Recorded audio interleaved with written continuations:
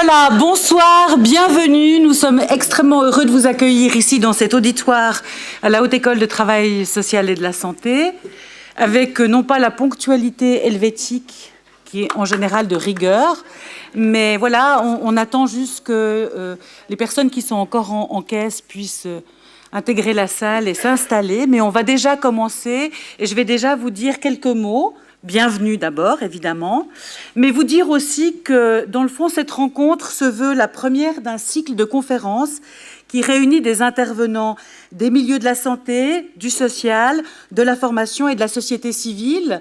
L'objectif de ce processus est d'offrir, dans le fond, une photographie des actions menées par les différentes instances qui sont concernées par la souffrance psychique d'origine sociale. Ça, c'est pas moi qui l'ai inventé, je l'ai tiré d'un des PV issus de nos réunions. Voilà, je rends à César ce qui lui appartient. Je vous annonce déjà une prochaine conférence, puisqu'on a parlé d'un cycle de conférences. La prochaine conférence, vous en trouverez des flyers à l'entrée, aura lieu le jeudi 30 novembre dans ce même auditoire ici à l'ESP. Et c'est Charles Chalvera qui nous fera le plaisir de nous entretenir sur le guérisseur blessé, qui est une de ses thématiques favorites pour ceux qui connaissent Charles depuis longtemps.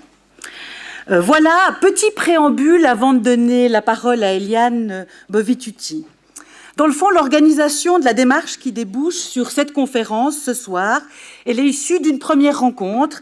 Eliane et moi, qui suis doyenne de la formation continue ici, sans doute en parallèle avec d'autres rencontres qu'Eliane a pu avoir, puis la constitution d'un premier petit noyau autour duquel sont venus s'agréger d'autres personnes, et la constitution d'un vrai groupe de travail dont les préoccupations institutionnelles sont au cœur des questionnements qui, dans le fond, seront abordés au travers de cette conférence et de celles qui suivront. Nous avions de nobles ambitions, il faut le dire, comme celle de mettre en place un groupe de réflexion. Puis, dans le fond, on a décidé de ne pas forcer le destin, mais de laisser les choses se mettre en place collectivement selon une approche communautaire, assez chère à la manière dont on pense les choses aujourd'hui. Seront invités ceux et celles qui souhaitent nous rejoindre dans cette réflexion.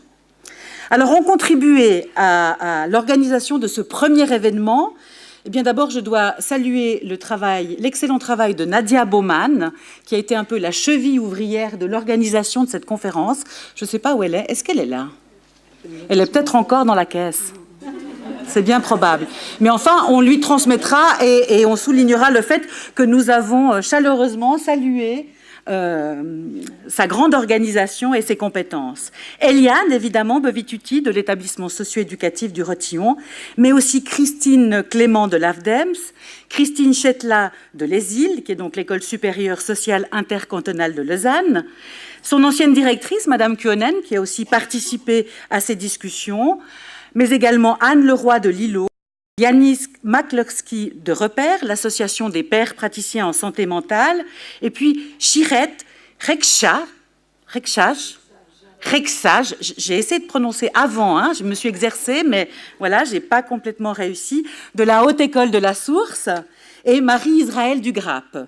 Voilà un peu le noyau qui s'est retrouvé pour organiser cette première conférence et qui a initié ces premières réflexions. Si nous avons l'habitude des collaborations, celle qui est mise en œuvre aujourd'hui est assez rare, dans le fond, parce qu'elle conjugue à la fois des écoles de niveau ES, des écoles HES, des partenaires de terrain, des membres d'associations et des fêtières dans la gouvernance des institutions. C'est donc une première et nous nous réjouissons vraiment de poursuivre le travail, mais c'est une histoire qui reste encore à écrire. Pour le moment, je vais donc céder la parole à Eliane Bovituti, pour quelques mots de présentation, à la fois de la réflexion, mais aussi qui vous présentera notre orateur de ce jour, que je remercie chaleureusement. Merci Viviane. Bonjour. C'est pour moi un honneur et un grand plaisir de vous retrouver ici pour accueillir le docteur Furtos, que j'ai eu le plaisir de rencontrer quelquefois depuis l'ouverture du Rotillon, l'établissement psychosocial, aujourd'hui médicalisé, que je dirige depuis 2010. Par respect, je lui laisserai en fait le soin de se présenter et vous exposerai plus simplement les enjeux de cette conférence en vous présentant brièvement une réflexion qui me tient à cœur et qui est en quelque sorte à l'origine, comme l'a dit Viviane, de l'organisation de cette conférence.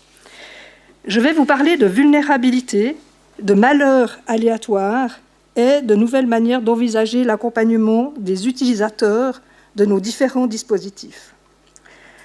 Je choisis volontiers le terme d'utilisateur pour vous parler de ceux que nous nommons, selon notre lieu de pratique, les patients, les bénéficiaires, les résidents, les habitants, les usagers et probablement plein d'autres termes encore que j'oublie aujourd'hui. J'aime bien la notion de malheur aléatoire qui désigne, non sans une certaine ironie, des malheurs qui n'ont pas grand-chose d'aléatoire puisqu'ils résultent le plus souvent de la main même de l'homme. Selon cette définition, les malheurs aléatoires recouvrent la pauvreté, la discrimination raciale et sexuelle, la guerre, l'exil. Il s'agit en quelque sorte de toutes ces formes d'exclusion que les personnes qui les vivent ne choisissent pas. Par extension, j'irai jusqu'à prétendre que de ne plus oser demander l'aide dont j'ai besoin, de baigner dans la culture du succès, de la réussite, ou de se limiter au montant de son salaire pour déterminer si je fais partie des gagnants ou des perdants, sont aussi des formes de malheurs aléatoires. Et comme ces malheurs-là n'ont rien d'exotique et qu'ils nous concernent tous, je me dis qu'il est peut-être temps d'envisager de nouvelles perspectives paradigmatiques. Voilà pour ce qui est de la vulnérabilité et des malheurs aléatoires. Je traiterai maintenant des nouvelles manières d'envisager l'accompagnement des utilisateurs. Parmi ces nouvelles perspectives, il me semble intéressant que nous repensions notre relation à l'autre. Cet autre qui est en fait l'utilisateur que nous rencontrons au quotidien au sein de nos différentes structures.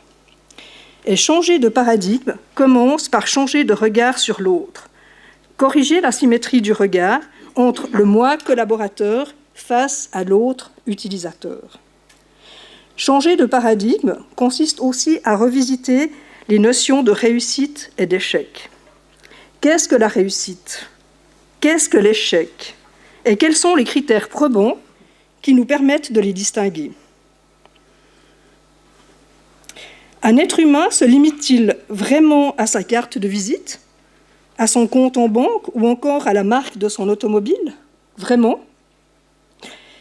Nous qui côtoyons des personnes confrontées aux malheurs aléatoires, savons bien que les critères économiques sont bien insuffisants pour faire le tour de la richesse et de la complexité humaine. En réalité, exposés aux malheurs aléatoires et par conséquence vulnérables, nous le sommes tous. Nous risquons tous d'être un jour confrontés à la perte des ressources sociales ou financières, à la perte de nos capacités physiques ou intellectuelles, à la perte des compétences et des expertises, à la perte d'un statut et d'une certaine identité sociale. En réalité, nous risquons tous de perdre ce qu'aujourd'hui nous pensons avoir acquis et de basculer dans un contexte de précarité sociale, économique, identitaire.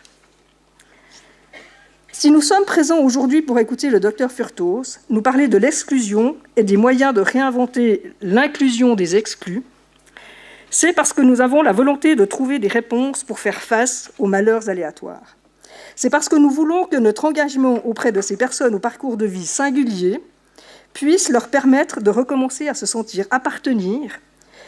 C'est pour qu'ils puissent être reconnus en tant que personnes, partenaires de leur projet de rétablissement et citoyens à part entière. Mais en filigrane, c'est peut-être aussi parce que nous voulons nous préserver. C'est parce que nous avons pris conscience que nous sommes aussi vulnérables et que les réponses que nous voulons inventer avec ou pour nos utilisateurs pourront être utiles demain lorsque nous serons nous-mêmes en situation de vulnérabilité. Mais revenons à l'ici et maintenant. Pour faire face à une étiquette aussi étriquée que celle des malheurs aléatoires, sorte de fousillis-tout propre à la rhétorique de l'impuissance, il nous faut de la ténacité, des convictions, un engagement et une réelle passion. Si nous voulons vraiment accompagner ces personnes dans leur processus de rétablissement, est de réinsertion sociale ou de reconstruction identitaire, notre accompagnement ne peut plus être cloisonné, ne peut plus être saucissonné entre les différentes visions métiers concernés. Il s'agit d'unir nos compétences, notre expertise, et de créer une structure forte avec des professionnels compétents, différenciés certes dans leur spécialisation, mais néanmoins prêts à collaborer pour proposer une prise en soin, au sens littéral du terme, équitable et centrée sur les besoins singuliers de chaque utilisateur. Il nous faut pour cela des professionnels intéressés et disposés à co-construire des solutions durables qui vont nous permettre de résister aux effets délétères tels que le sentiment d'usure qui découle du découragement, de la fatigue de compassion ou encore des traumatismes vicariaux, et je crois que je ne suis pas exhaustive dans ma liste. Tous ces éléments qui génèrent pour l'accompagnement de cette population qui a très souvent besoin de tout, mais qui ne veut rien. Lors de l'inauguration d'un incubateur de start-up, la station F à Paris, vous vous en souvenez peut-être, Emmanuel Macron déclarait « Une gare, c'est un lieu où l'on croise les gens qui réussissent et les gens qui ne sont rien. » À cette vision dichotomique, je préfère l'humilité et la force de proposition de Victor Hugo lorsqu'il écrit « Je ne suis rien, je le sais, mais je compose mon rien avec un petit morceau de tout. » C'est dans cette perspective que je souhaite la bienvenue au Dr Furtos, précurseur avec ses équipes d'un nouveau paradigme d'accompagnement. Le Dr Furtos va maintenant nous parler d'une nouvelle manière d'agir pour qu'un autre monde soit co-construit et construit selon de nouvelles logiques, et pourquoi pas avec de nouveaux modèles de financement qui ne se baseraient plus seulement sur le prévoir et le contrôler, mais qui placeraient vraiment l'humain au centre de nos pratiques professionnelles. Je vous remercie pour votre attention et je cède maintenant la parole au Dr Furtos.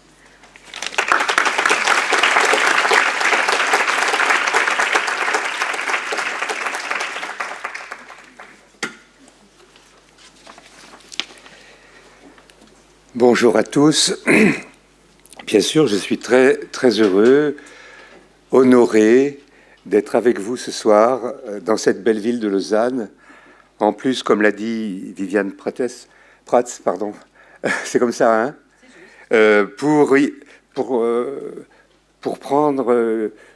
écrire une première page dans un projet qui est à écrire sur la souffrance psychique d'origine sociale. Alors, pour rendre à César ce qui est à César, la souffrance psychique d'origine sociale, que certains ont cru que tel ou tel, dont moi, avions inauguré le concept, en fait, c'est Freud qui en a parlé, à ma connaissance, le premier, dans Malaise dans la civilisation. J'en parlerai tout à l'heure.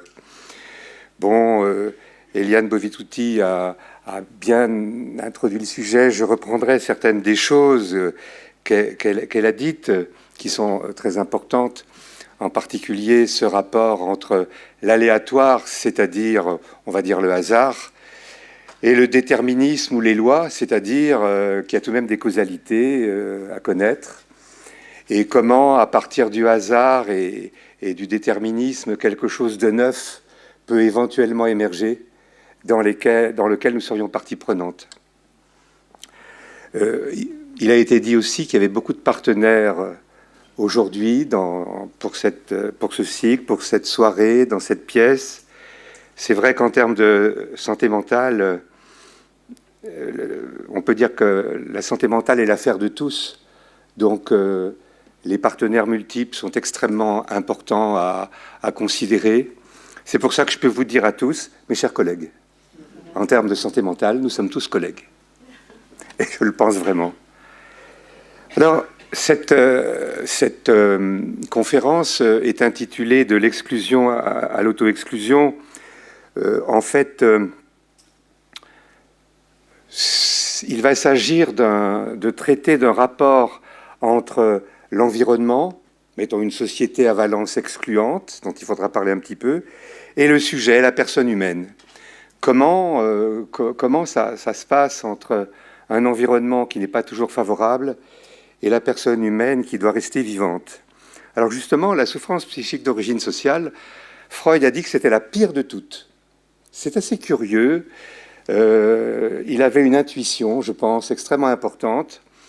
Il disait que cette souffrance psychique d'origine sociale était plus délétère pour nous que la souffrance devant notre mortalité, notre extrême vulnérabilité biologique et devant notre fragilité devant les forces de la nature. C'est sans doute parce que, intuitivement, nous devons penser que les autres hommes sont là pour nous aider à vivre et que si les autres hommes nous font souffrir, il y a quelque chose d'intolérable. Il y a quelque chose d'intolérable et effectivement, c'est peut-être justement là que je vais insister, en particulier sur la précarité qui aide à vivre, la précarité qui empêche de vivre. Et je vous parlerai d'une clinique psychosociale qui est à 100% psychique, à 100% sociale, je dirais aussi à 100% au niveau des valeurs. Bon, et à ce titre, on pourrait parler de spiritualité. Mais voilà, psychique, social, les valeurs. Le malaise des intervenants, Eliane en a parlé aussi. C'est vrai qu'en ce qui me concerne, j'ai été stimulé par deux choses. Premièrement, en France, un rapport officiel qui est sorti du fait d'un cri des travailleurs sociaux français, de certains d'entre eux, devant la souffrance des usagers avec les minima sociaux. C'est sorti dans les années 95, le rapport Lazarus, ces souffrances qu'on ne peut plus cacher. Ah bon? Il y a des souffrances cachées qu'on ne peut plus cacher, première nouvelle. Et puis en même temps, dans l'hôpital public, j'ai été médecin public toute ma vie, j'ai eu des responsabilités médico-administratives, je suis un psychiatre institutionnel, de psychothérapie institutionnelle, un psychothérapeute, un chercheur aussi. Une infirmière, un jour, parce que je représentais les médecins, m'interpelle et me dit « Monsieur Furtos », c'était en 93, « Monsieur Furtos, il faut nous aider à comprendre, les gens ne souffrent plus comme avant. » Honnêtement, je n'étais pas au courant. Pour moi, il y avait les souffrances dépressives, les souffrances paranoïaques, les souffrances schizophréniques. C'est vrai que j'ai fait pendant 23 ans de l'hospitalisation à domicile, donc j'étais immergé tout de même dans le quotidien des gens.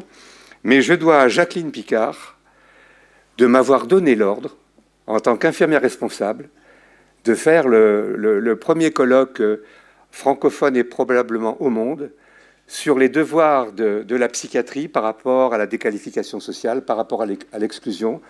On a fait un premier colloque en 1994. Il y avait les policiers, les pompiers, les chefs d'établissement scolaire, les humanitaires, quelques psychiatres, les urgentistes, quelques politiques, des sociologues, des juristes, des usagers, des tas de gens. Et on s'est aperçu qu'ensemble, on était beaucoup moins ignorants et beaucoup moins impuissants. Parce qu'en fait, ce qui se passait à l'époque, c'est que Mademoiselle Picard, qui était très intelligente, bien qu'elle ait mauvais caractère, mais ça, l'un n'empêche pas l'autre, avait remarqué que les travailleurs sociaux nous envoyaient des jeunes, des banlieues vraiment en difficulté, des minima sociaux avec lesquels on ne pouvait plus rien faire, des migrants. Et nous ne savions pas trop quoi faire avec eux non plus, parce qu'ils ne correspondaient pas à nos livres.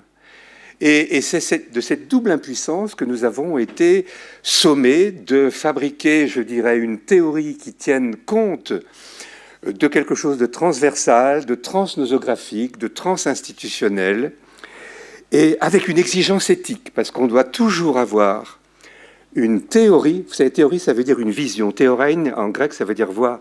On doit avoir une vision qui ne soit pas méprisante. Tout à l'heure, Eliane a parlé d'une parole malheureuse de l'actuel président de la République française. C'est vrai que de temps en temps, cet homme qui est supérieurement intelligent a des paroles méprisantes. Ça doit venir de loin.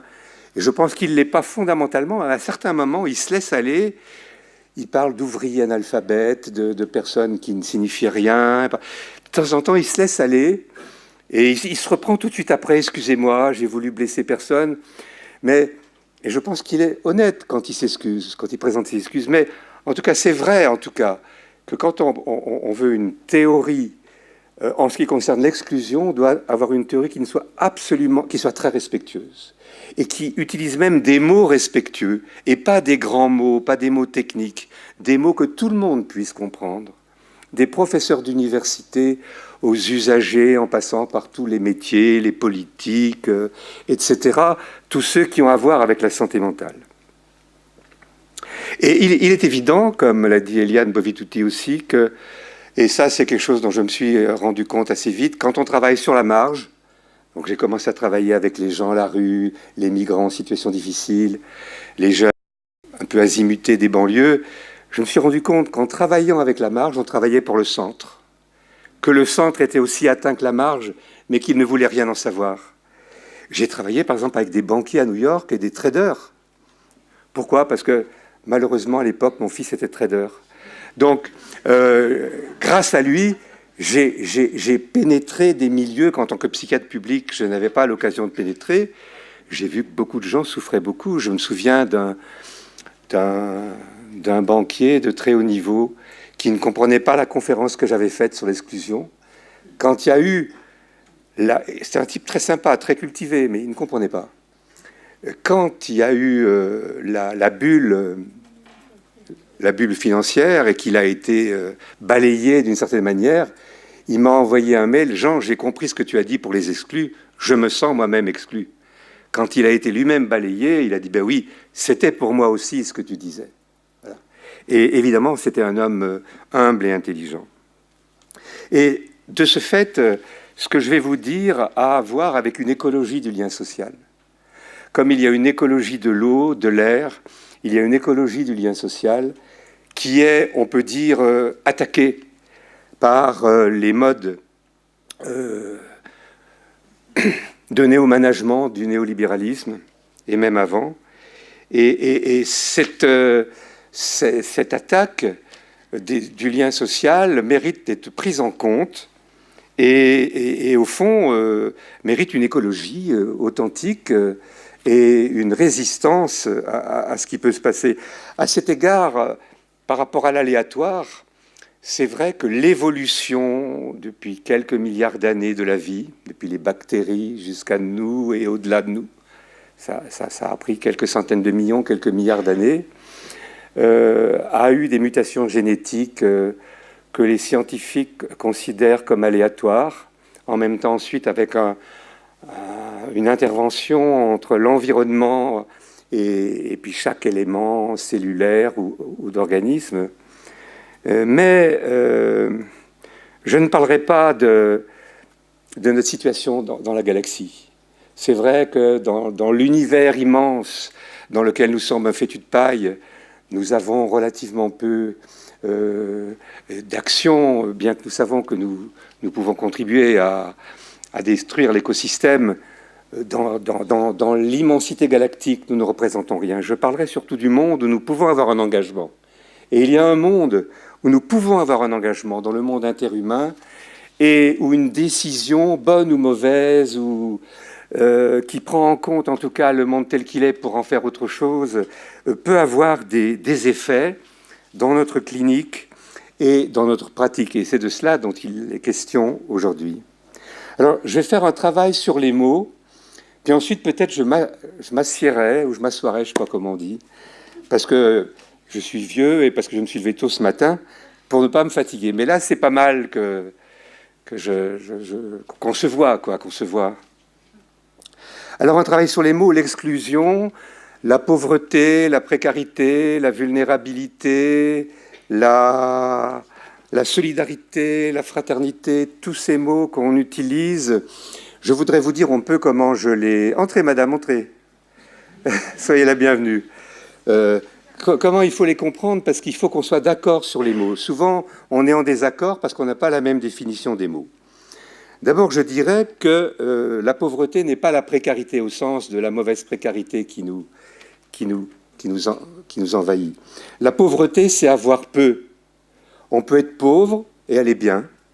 Il y a des cultures pauvres, c'est-à-dire qui avaient peu et qui ont fait de la culture, qui ont fait de l'art, qui ont fait des choses extraordinaires.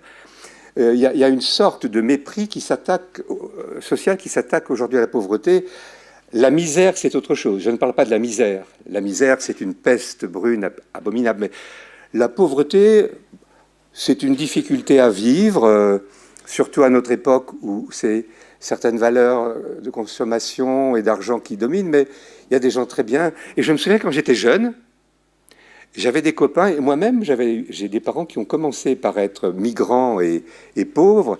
Mais je ne me souviens pas de ce que je disais, mais je me souviens de ce que mes copains disaient. Ils disaient, mes parents étaient pauvres, mais on a manqué de rien. C'est-à-dire que la pauvreté n'est pas considérée comme une maladie honteuse. La misère, c'est autre chose. Mais la pauvreté, non. C'est avoir peu, c'est dur. Effectivement, si on peut avoir ce qu'il faut pour vivre dans une société donnée, c'est bien. La précarité, c'est avoir peur de perdre les objets sociaux. La précarité, c'est cette panique d'avoir peur de perdre son travail, l'argent, son logement. 60% des Français actuellement ont peur de devenir SDF. La 5e puissance économique ou la 6e du monde a plus de la moitié de ses citoyens qui ont la super pétoche d'être à la rue. Vous voyez, ça c'est une pensée de la précarité. Je vais perdre. Perdre son statut aussi, perdre sa famille. Et j'en parlais dans la voiture tout à l'heure, on a tellement peur de perdre que j'écoutais ce matin à la radio, en prenant mon petit déjeuner, une fake news, une mauvaise nouvelle qui a été répandue sur toutes les radios du monde, ou presque, à partir d'un document scientifique qui disait que dans quelques décades, il n'y aurait plus de café, parce qu'avec la destruction des abeilles en Amérique du Sud, le café vient surtout de là-bas, il n'y aurait plus de pollinisation, il n'y aurait plus de café, et voilà, il fallait changer Et comme pour ceux qui aiment le café, c'est une fin du monde, hein. En réalité, les journalistes ont eu l'idée de demander un spécialiste. Et en fait, ce n'est pas les abeilles qui pollinisent le café, c'est le café qui se pollinise de branche en branche par l'action du vent. Donc vous voyez comment on a tellement peur de perdre que des scientifiques de très haut niveau, dans des revues de très haut niveau, peuvent donner des informations qui montrent qu'on a peur de perdre, y compris le café, c'est-à-dire une partie de notre culture, de nos habitudes, etc. Voilà. Donc ça, c'est important de savoir que nous vivons dans cette société et que ça, c'est pire que la pauvreté. Vivre en ayant sans arrêt peur de perdre, la peur au ventre, c'est terrible. On ne peut pas être intelligent quand on a toujours peur. C'est pas possible. Alors il existe deux précarités. Là, je vous parle de la mauvaise précarité. Je me suis aperçu, chemin faisant, dans mes recherches. Ah oui, j'ai oublié de vous dire, non mais bon, peu importe. Non, je n'ai pas besoin de me présenter complètement, mais non, on verra tout à l'heure. J'ai oublié de vous dire qu'il y a donc une bonne précarité existentielle que j'utilise plutôt que le terme de vulnérabilité. Vulnérabilité, c'est la capacité que nous avons tous d'être blessés. C'est vrai que nous sommes tous blessables. On dit que certains sont plus blessables que d'autres, sont des groupes à risque, il faut se méfier des groupes à risque, c'est un peu stigmatisant. Mais j'aime bien la bonne précarité parce qu'elle fait un rapport intrinsèque à l'autre. Et dans une société hyper individualiste, je pense qu'une théorie qui fait allusion intrinsèquement au rapport à l'autre est bonne. Je définis la précarité existentielle comme le fait d'avoir absolument besoin de l'autre, des autres, pour vivre. Pour moi, c'est ça la précarité. Ça vient d'un mot latin, précaré, qui veut dire prier. Le bébé, il prie ses parents en pleurant. « Oh, mon chéri, qu'est-ce qui se passe ?» Le bébé, il prie ses parents quand il choune, quand il pleure, quand il gigote. Les vieillards aussi sont dans une grande précarité. Quand on est en situation de maladie ou de traumatisme social ou des accidents de la vie, comme des exils difficiles, le chômage, le deuil, etc., on est en précarité. Et puis on est tous en précarité. Moi qui vous parle, j'ai terriblement besoin des autres. J'ai besoin d'amis, d'être aimé, de parler. Je ne pourrais pas vivre sur une île déserte, sauf avec des tas de bouquins qui me rappelleraient des tas de gens que j'ai connus, à la limite. Mais nous sommes tous précaires dans la mesure où nous avons tous besoin des autres, terriblement. Et c'est ça que j'ai mis dans la déclaration de Lyon de 2011, quand on a réuni 45 pays à Lyon sur les effets psychosociaux de la mondialisation. L'article premier de cette déclaration, c'est « Tous les hommes naissent libres, égaux et précaires ». Parce qu'on a tendance à dire, à insister sur l'autonomie. Je me débrouille tout seul. On peut se débrouiller tout seul s'il y a d'autres autour de nous qui nous aident et qui nous laissent nous débrouiller tout seul aussi, à la limite. Donc, alors pour cette intuition fondamentale, j'ai eu une idée un jour, parce que j'étais dans un congrès en Australie avec l'association des psychiatres asiatiques, qui sont tous anglophones, et il y avait un grand congrès en Australie, il y avait des tas d'anglophones aussi, d'anglo-saxons. J'arrivais pas, je savais qu'ils ne comprennent pas la notion de précarité. Pour eux, precariousness, ça signifie être au bord du gouffre, mais ce n'est pas la notion qu'on utilise, que j'utilise. Alors les gens qui étaient dans mon réseau, je leur expliquais, mais j'aurais trouvé l'image du kangourou. C'était le moment ou jamais en Australie. La maman kangourou, quand elle est enceinte, fait une fausse couche spontanée à 33 jours. C'est-à-dire elle a un petit embryon qui sort et qui normalement va mourir. Il n'a pas de poils, il n'a pas d'yeux, il a des griffes des mains qui vont s'atrophier quand il sera grand. Mais on va dire que c'est un avorton. Le petit kangourou est un avorton. Cet avorton, dès qu'il est accouché, d'une manière où sa mère le met dans ses poils, va ramper à travers les poils de maman avec ses griffes, va aller dans la poche de maman. Les marsupiaux, c'est des mammifères qui ont une poche. C'est pas une poussette, c'est là où il va terminer sa grossesse. Il va se brancher sur un des mamelons de la poche de maman kangourou. Il va terminer sa grossesse dans la poche. Et j'expliquais à mes collègues anglo-saxons, ce qui pousse ce petit kangourou à aller dans la poche de maman, c'est le sentiment de sa précarité essentielle, que sans cette poche, il est mort. Et là, c'est une précarité intuitive, biologique, mais il y a la précarité psychologique, la précarité sociale. Nous avons tous besoin d'une poche. Là, par exemple, nous formons une poche aujourd'hui. Et ce que vous avez prévu, c'est une série de poches qui, périodiquement, en réseau, Nous avons besoin de poches, de réseaux d'appartenance, de nous retrouver entre personnes avec lesquelles nous partageons des valeurs, etc. Donc, vous voyez, c'est comme ça que j'ai réussi un tout petit peu à expliquer à mes collègues anglo-saxons ce que c'est que la précarité, parce que pour eux, c'est l'autonomie. C'est intéressant aussi, l'autonomie, pour les Américains. C'est intéressant. Bon, alors, cette bonne précarité donne une triple confiance fondamentale. Confiance en moi. Si on m'aide, c'est que je suis bon. C'est une des fondations essentielles du narcissisme, de l'estime de soi. Confiance dans autrui. Si l'autre m'aide à vivre, c'est qu'il est bon. Ça veut dire, je ne suis pas dans un univers paranoïaque, je ne suis pas entouré d'ennemis, bien sûr. J'aurai à différencier les ennemis, les faux frères, les amis. Et d'ailleurs, en situation de catastrophe, il y a souvent des gens qui sont aussi bien des pires d'un côté que des gens qui se remettent à aider leurs prochains. On voit quand il y a des gros problèmes, tout de suite, il y a des gens qui sont qui viennent aider spontanément, etc. Et puis donc une confiance en autrui et une confiance dans le temps. Si demain, je perds tout, il y aura toujours quelqu'un pour m'aider. Et ça, c'est la confiance de base de la bonne précarité. Il y aura toujours quelqu'un. Et au fond, la souffrance psychique d'origine sociale, elle est normale. On a de la souffrance psychique d'origine sociale, mais quand elle empêche de vivre, c'est une confiance qui attaque, c'est une souffrance qui attaque ces trois confiances.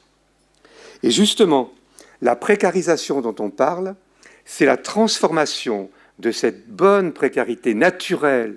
Nous sommes tous précaires, tous. Nous avons tous besoin des autres.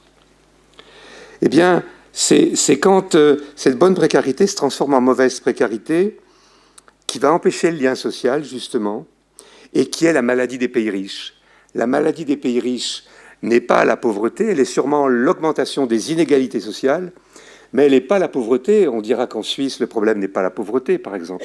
Mais je dirais même qu'en France, le problème n'est pas la pauvreté. C'est la montée des inégalités et c'est la précarité, la mauvaise précarité. Alors, comment se passe ce passage de la bonne à la mauvaise précarité? C'est, depuis la perte des solidarités villageoises dues à la modernité, ça fait déjà quelques siècles, il a fallu inventer de nouvelles solidarités, mais dans les flux qui traversent la mondialisation actuellement, flux d'argent, nous savons ce que c'est, les flux d'argent n'ont pas d'état d'âme, les flux de marchandises n'ont pas d'état d'âme, les flux d'humains n'ont souvent pas d'état d'âme, les flux d'informations sont souvent des flux, des fake news, bien que, il y a tout de même, c'est intéressant Internet, hein, mais enfin nous sommes dans une civilisation des flux. Pour nous, les flux de dossiers, combien avez-vous de dossiers pour avoir tant d'argent, etc. Nous vivons dans une civilisation néo-managériale du flux. Évidemment, dans le flux, les personnes comptent moins. Et je dirais que si du temps de Freud, la grosse difficulté, c'était peut-être le puritanisme, le rapport au sexuel, je ne sais pas. En tout cas, c'est ça qu'il a découvert. Actuellement, la grande peur de notre culture, ce n'est pas le sexe, ce n'est pas non plus la peur de la folie, c'est la peur de l'exclusion.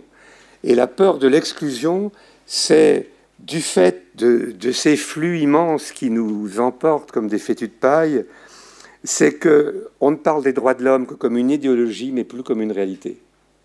Et que l'homme compte de moins en moins, sauf idéologiquement, et pour les autres en général. Avec une perte d'assignation, une angoisse de non-assignation. Quelle est ma place? Je ne sais plus quelle est ma place. Un exclu, il ne sait plus sur quelle planète il vit, avec qui il va vivre, etc. Et voilà. Alors, ça attaque la triple confiance qui va devenir une triple méfiance, c'est-à-dire que je n'ai plus confiance en moi. Le nombre des dépressions n'est pas biologique. Le nombre de ce qu'on appelle dépression n'est pas biologique. Le nombre des troubles narcissiques n'est pas que biologique. Donc, une perte de confiance en soi avec hyper-individualisation. Pourquoi y a-t-il une hyper-individualisation? Parce qu'il y a une perte de confiance en l'autre. L'autre, a priori, est mon ennemi. Vous lisez les journaux, vous lisez le schizophrène est mon ennemi, l'étranger est mon ennemi, le jeune est mon ennemi, mon voisin est mon ennemi, mon médecin est mon ennemi avec les malades qu'il me donne. Hein. Moi, je lis le journal, je ne vais plus voir de médecin, moi. Sans arrêt, il y a des erreurs médicales, et on publicise les erreurs médicales. Le djihadisme vient de une sorte d'alibi extraordinaire à la paranoïa sociale, mais qui a commencé bien avant le djihadisme. C'est comme si à n'importe quelle croisée de chemin, on pouvait être assassiné. Et vous voyez bien comment les assassinats sont médiatisés dans la presse, comme si on était assassiné à tous les coins de rue. Alors que, depuis la guerre de 14, le nombre de meurtres n'a pas cessé de diminuer. C'est comme ça.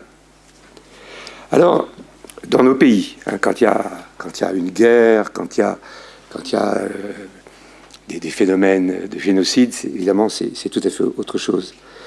Donc l'autre est dangereux. Moi, je suis hyper individuel parce que j'ai peur de l'autre et je me mets en retrait. L'hyper-individualisme contemporain est une phobie sociale. Moi, quand je prends le train, je parle qu'avec les étrangers.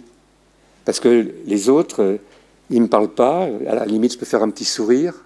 Quand je parle d'étrangers, hein, je parle d'étrangers à l'Occident. Pour moi, les Suisses, les Français, les Belges, les Allemands, les Anglais, les Italiens, les Espagnols, etc., j'en passe. Bon, mais je suis vraiment très surpris de voir comment, dans un train, chacun reste à sa place pendant 2 heures, 3 heures.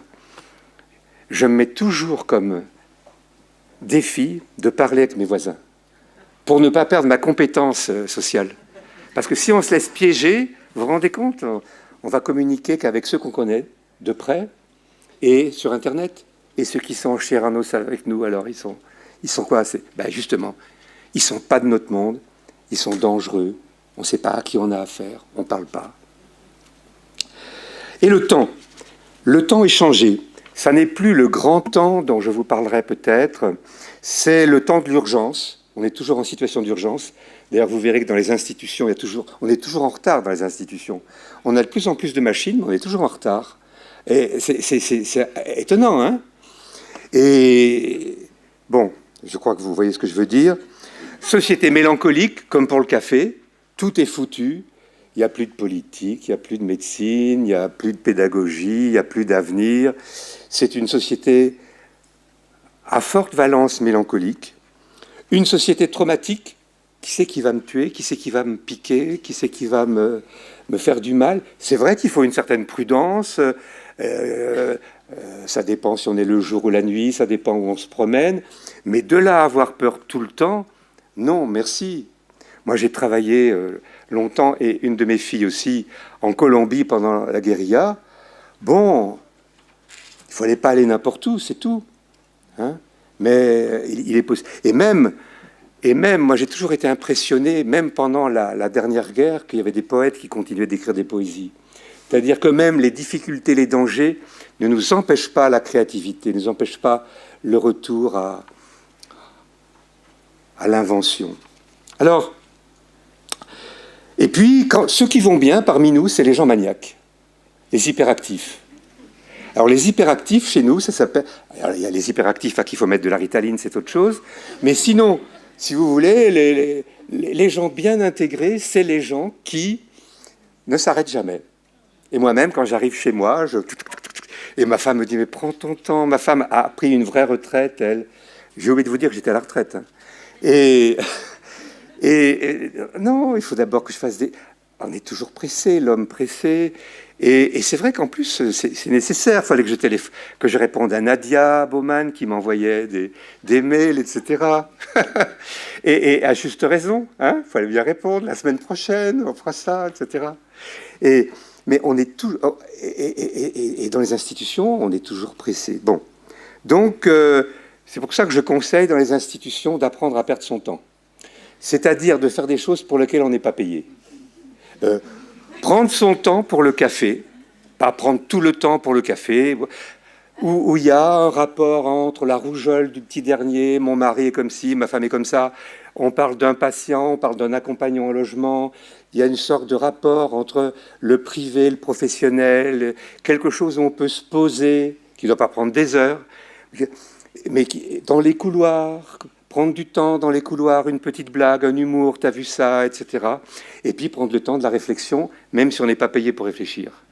Parce que sinon, on devient des mercenaires, payés pour une certaine tâche, protocolisée, procédurière. Et ça n'est jamais bon d'être des mercenaires. Parce qu'on ne sait plus pourquoi on travaille quand on est mercenaire. On travaille pour celui qui nous paye, mais ce n'est pas suffisant. Il faut travailler pour la qualité du travail. Et je dois vous dire que il y a une chose qui arrive par rapport à ce monde que je vous décris, que vous connaissez aussi bien que moi, bien entendu. Hein. Je ne fais qu'y mettre des mots, mais vous le connaissez. Il y a l'apparition depuis quelques décades de ce que j'ai appelé un hédonisme de désenchantement. L'hédonisme, je ne suis pas contre le plaisir, bien sûr, c'est bien d'avoir du plaisir, et même si on peut de la joie, de la jouissance, etc. Mais l'hédonisme de désenchantement, c'est « je ne crois plus » aux valeurs sociales, donc je vais prendre mon pied avant de tout perdre. Je suis dans une société où je peux toujours perdre. Je vous donne un exemple d'hédonisme de désenchantement, mais qui est classique. J'avais dans mon service un infirmier que j'avais connu comme stagiaire, puis comme infirmier titulaire, puis comme cadre supérieur. Puis il a voulu aller dans un autre service, et il a bien raison, il ne faut pas passer toute sa vie dans le même service. C'était un type très bien.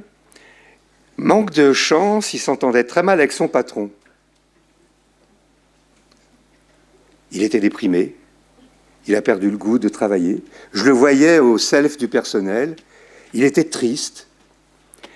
Et je lui ai dit, comment ça va? Il me dit, je me fiche de mon travail, je m'occupe que de mes enfants et de mes vacances. C'est ça l'hédonisme de désenchantement. C'est perdre le sens de son rapport au monde, à la vie et au travail, pour penser à son petit plaisir, mais comme une compensation. C'est bien d'être content de prendre des vacances et de partir avec sa famille, mais pas à la place de...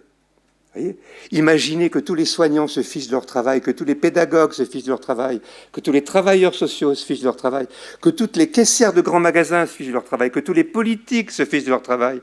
Mais le monde serait invivable. Eh bien, c'est une des tendances pour se protéger dans ce monde de la précarité mauvaise qui fait que nous sommes des molécules qui vivons l'exclusion, c'est-à-dire ne plus être liés à autrui, ne plus être reconnus par autrui. Il y a cette tendance.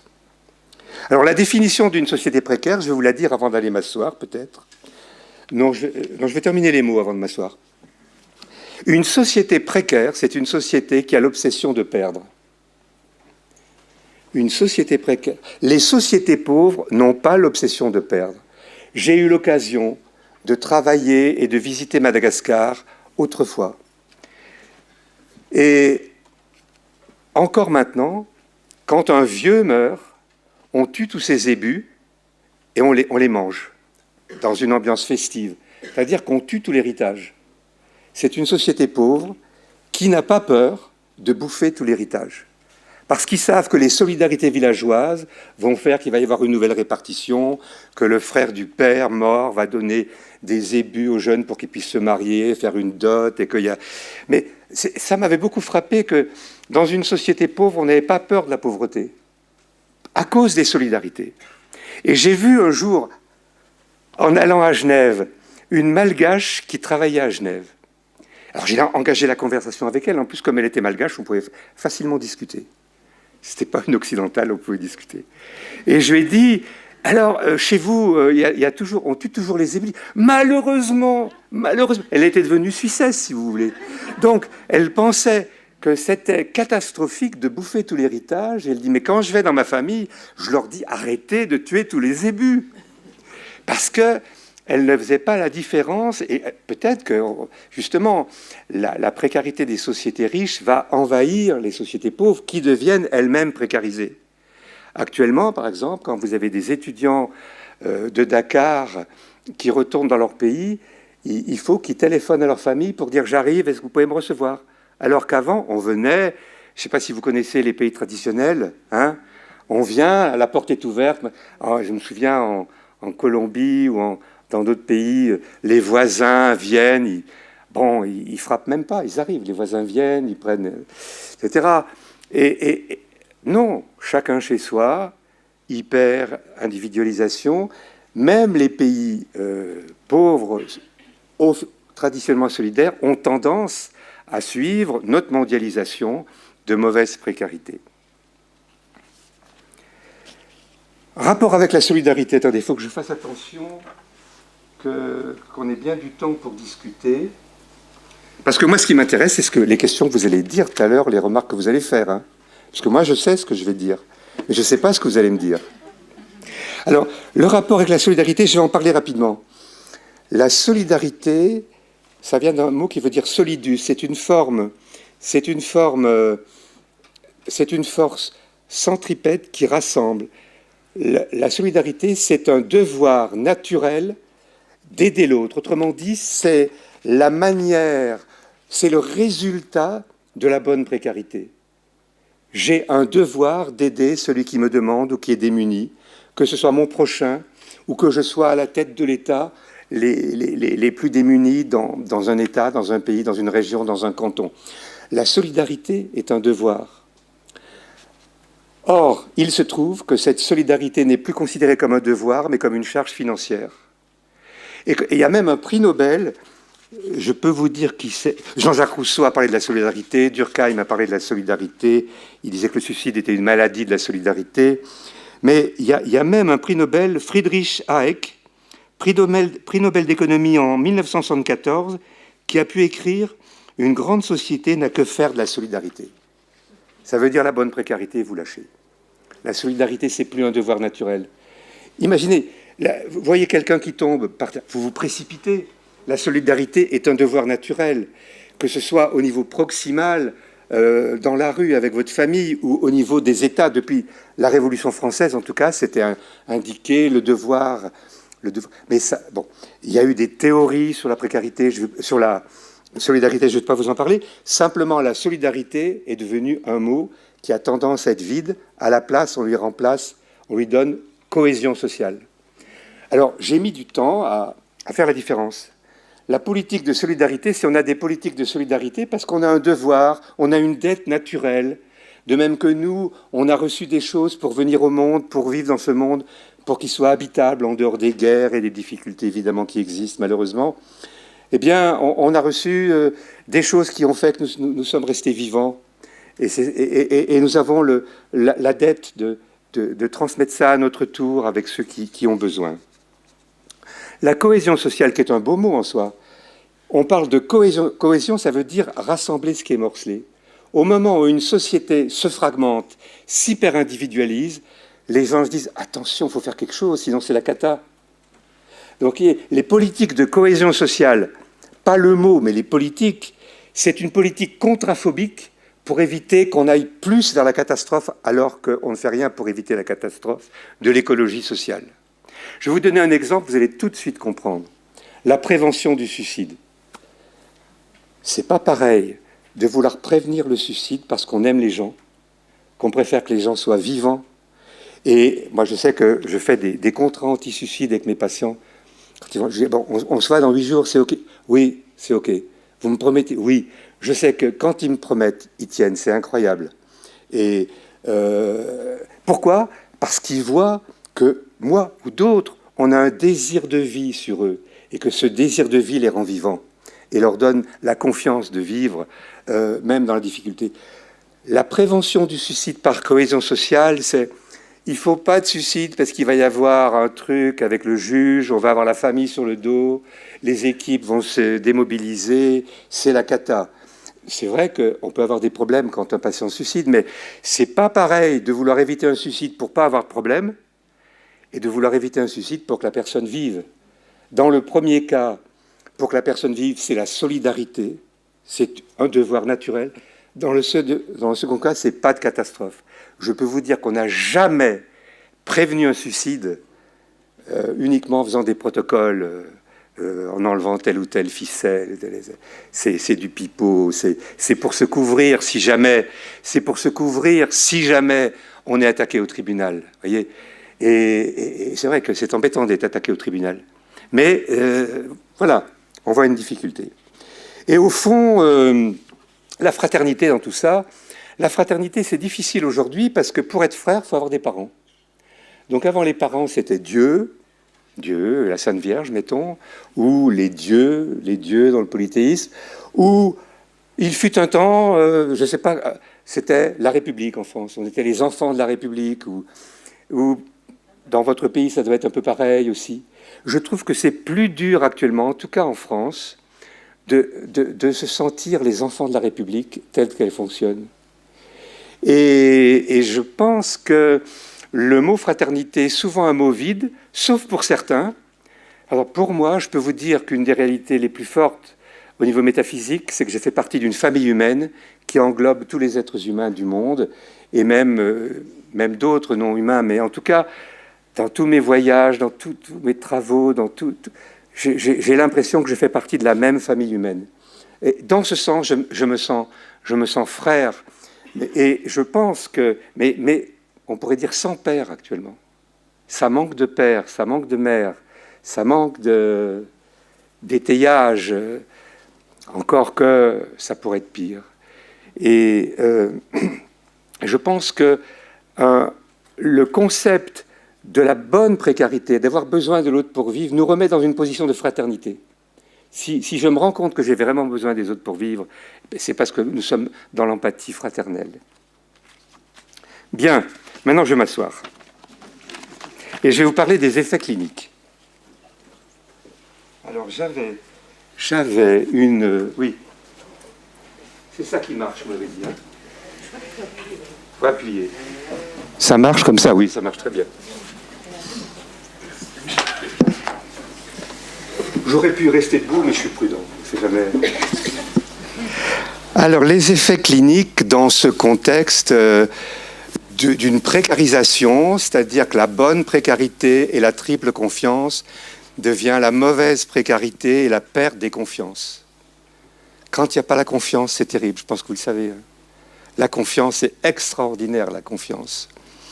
La méfiance, c'est dramatique.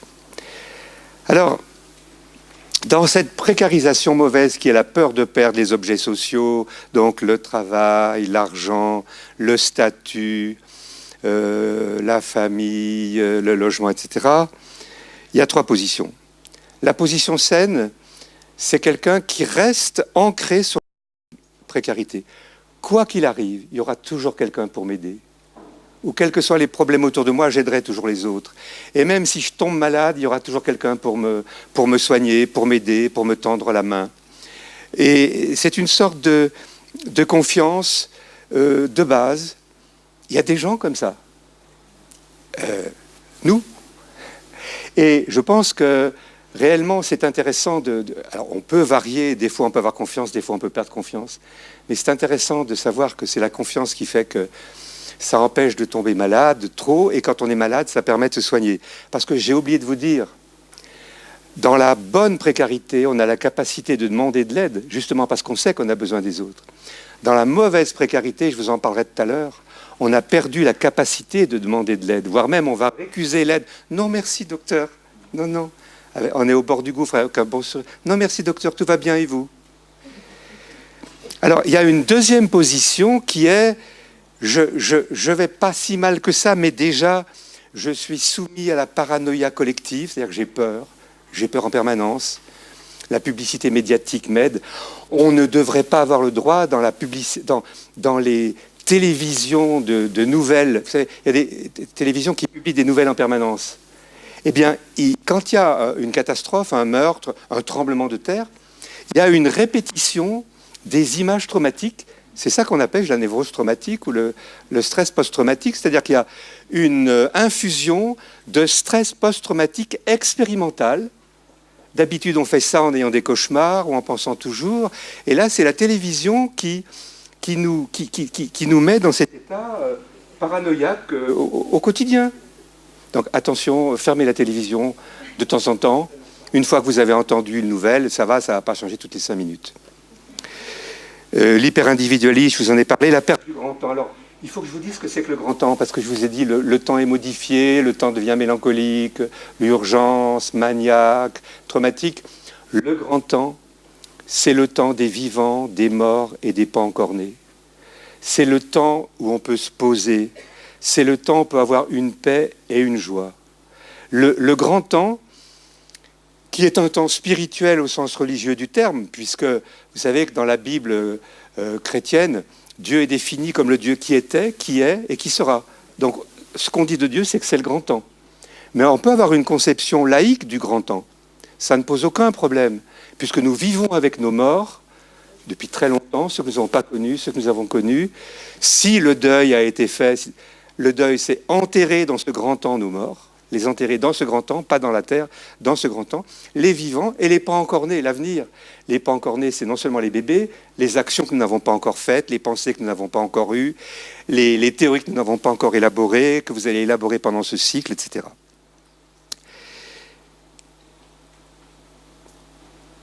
Donc, la perte du grand temps, c'est la perte de la paix intérieure.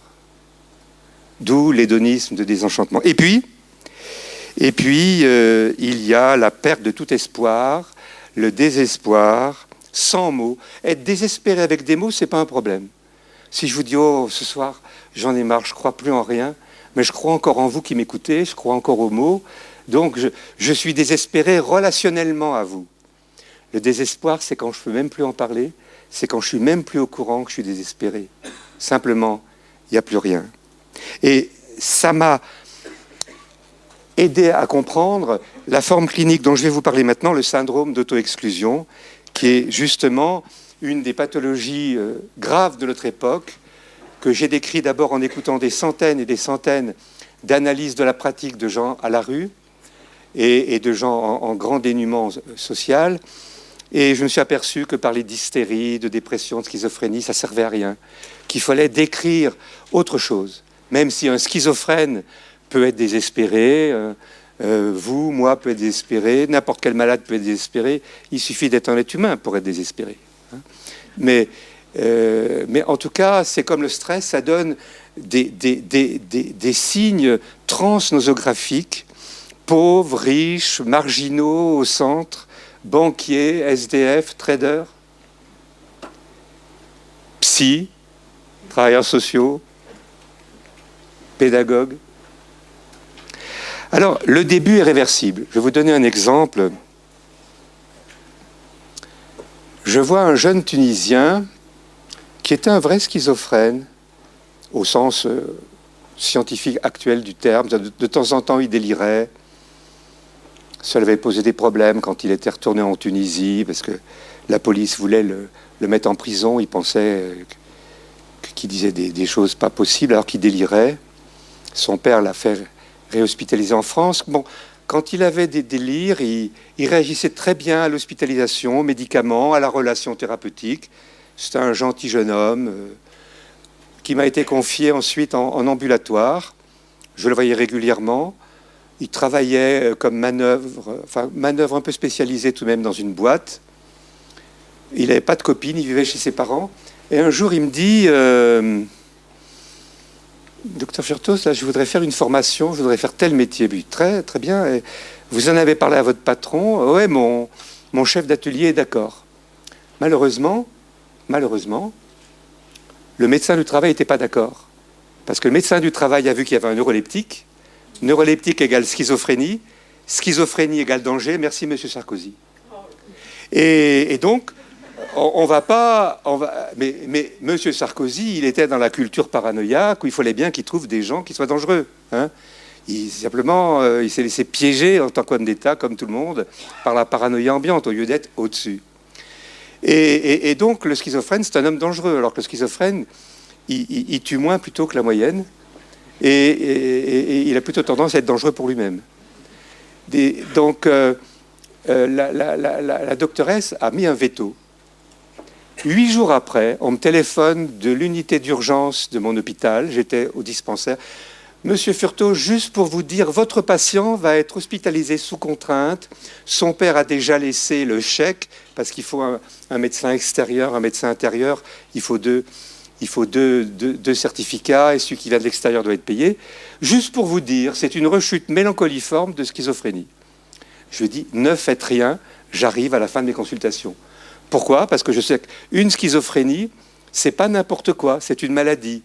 Les schizophrénies obéissent à des règles, à des lois, c'est pour ça qu'on peut les décrire. Et un patient rechute en fonction du génie propre de la maladie en lui. Je savais que cet homme ne rechutait pas d'un seul coup. Il avait un mécanisme de glissement. Et alors, je vais le voir après mes consultations et je vois un homme, le visage blême, j'insiste sur le corps, visage blême, les lèvres serrées comme des ficelles, les yeux baissés comme s'il avait honte, mutique alors qu'il me parlait bien, j'étais un peu comme son père, et j'essaie d'engager la conversation. Et je me dis, ah oui, peut-être bien, c'est une rechute mélancoliforme de schizophrénie. D'un seul coup, je me souviens, il m'a parlé de ce médecin du travail qui a refusé. Je lui dis, mais c'est peut-être que tu es découragé, parce qu'avant le stade du désespoir, il y a le découragement, tu es peut-être découragé parce que le refus de ton médecin du travail. Et là, il me regarde, ses lèvres ficelles s'entr'ouvrent, et il me dit, je ne suis pas découragé, je suis dégoûté. Et on a commencé de discuter. Il est sorti d'un syndrome d'auto-exclusion qui commençait à s'installer. Bon, ce n'était pas utile qu'on lui donne des neuroleptiques ni des antidépresseurs. Ça ne leur aurait pas fait du mal, hein, mais ça ne leur aurait pas fait du bien non plus. Il faisait un syndrome d'auto-exclusion, c'est-à-dire pour ne pas souffrir de l'exclusion amenée par le diagnostic de cette doctoresse, qui croyait bien faire, il se coupait de lui-même pour ne pas souffrir. Le syndrome d'auto-exclusion, c'est dans un environnement excluant, pour ne pas souffrir la souffrance psychique d'origine sociale, je me coupe de moi pour ne pas souffrir. C'est comme ça qu'on peut expliquer, et que les collègues ont compris, que vous avez quelquefois des gens en extrême dénuement, des gens à la rue, ou des migrants qui viennent vous voir en urgence. « Bonjour docteur, comment ça va ?» Ils parlent comme s'ils étaient des hippies, heureux, etc., alors qu'ils sont dans une catastrophe de vie. Le syndrome d'auto-exclusion, ça coupe la souffrance, ça coupe l'angoisse. C'est étudié pour, comme on dit. Hein. C'est un mécanisme de survie, un mécanisme de défense de survie, qui ressemble à la schizophrénie déficitaire ou à certaines dépressions froides ou à certaines mélancolies, mais qui n'en est pas. Donc, le sujet, mais ça peut être vous ou moi, en fait, il s'agit d'une bouderie maligne. Il vous arrive de bouder de temps en temps. Quand vous boudez, vous vous coupez, vous avez envie de démissionner de votre travail, de quitter votre famille, de quitter cette association, vous n'êtes pas reconnu, de quitter votre pays à la limite, etc. C'est des bouderies, quoi. Et à ce moment-là, il y a une sorte de congélation du moi. Vous vous congelez pour ne pas souffrir. C'est un clivage de moi à soi. On se coupe de soi par un clivage du moi. Vous savez, quand on congèle de la viande n'évolue plus, hein, les légumes non plus. Et nous non plus, on est congelés. On fonctionne à minima. Et alors, fonctionner à minima, donc, cette congélation est réversible quand c'est pris tout de suite, comme avec ce jeune homme. C'est très dur à en sortir, mais on y arrive avec des échecs répétés quand c'est depuis longtemps, parce que ça peut durer des semaines, des mois, des années. Et quand c'est toute une vie, on en vient à une politique de réduction de risque. C'est-à-dire, c'est comme les grands toxicomanes, on les accompagne pour qu'il y ait le moins de complications possible. C'est tout de même une pathologie grave, en ce sens que c'est une pathologie qui empêche de vivre, mais qui permet de vivre. Le paradoxe du syndrome d'auto-exclusion, c'est que ça empêche de vivre pour permettre de vivre, pour permettre de survivre. C'est ça le grand paradoxe. S'empêcher de vivre pour survivre. Quand il y a un traumatisme, un tremblement de terre, c'est bien. Mais quand ça dure des semaines, des mois, des années, c'est la cata. Alors, bon, j'avais des exemples, mais je ne vais pas vous en parler, je vais continuer. Il y a une première triade du syndrome d'auto-exclusion, qui est un syndrome de déshabitation de soi. Il ne faut plus s'habiter. Donc, premièrement, anesthésie du corps. Il y a des psychotiques qui ne sentent pas leur corps. Il y a des non-psychotiques qui ne sentaient pas leur corps. Quand j'étais jeune psychiatre, je pensais que l'anesthésie du corps, c'était un signe psychotique. Pas du tout. C'est un signe de désespoir face à la souffrance. On ne veut plus souffrir, on se coupe de son corps, on ne souffre plus. Donc, anesthésie du corps qui fait qu'on ne sent plus le chaud, le froid. Il y a des tas de pathologies psychiatriques qui ont un syndrome d'auto-exclusion qu'on ne connaît pas. Il y a des tas de pathologies psychiatriques qui s'anesthésient pour ne pas souffrir. Je vous le dis au passage. Parce que justement, c'est transnosographique. Donc, anesthésie du corps. Alors, vous imaginez, quand vous avez une maladie, c'est très important de sentir la douleur. Si vous ne sentez pas la douleur, j'ai même vu une femme qui a accouché sans souffrir. Elle était dans un syndrome d'auto-exclusion. C'était une schizophrène, en syndrome d'auto-exclusion, en errance en Europe. Elle est venue dans mon service parce que sa tante, qui était infirmière, m'a dit « Écoutez, j'ai l'impression qu'il y a quelque chose qui ne va pas avec ma nièce, etc. » Elle a accouché dans la nuit. Elle n'a rien senti. Elle a dit « Ah oui, j'ai peut-être fait une colique néphritique. » C'est une forme de déni, si vous voulez, mais une forme de déni qui touche à la sensation même d'être vivant. Donc, anesthésie du corps, émoussement des émotions, ou euphorie maniaque, émoussement, euphorie. Et troisièmement, inhibition de l'intelligence. Parce que si vous êtes intelligent, vous savez dans quel monde d'exclusion vous vivez. Si vous diminuez votre intelligence de la situation, vous allez vivre d'une manière procédurale, automatique, et vous ne souffrirez plus. Je vous donne tout de même cet exemple magnifique, hélas magnifique.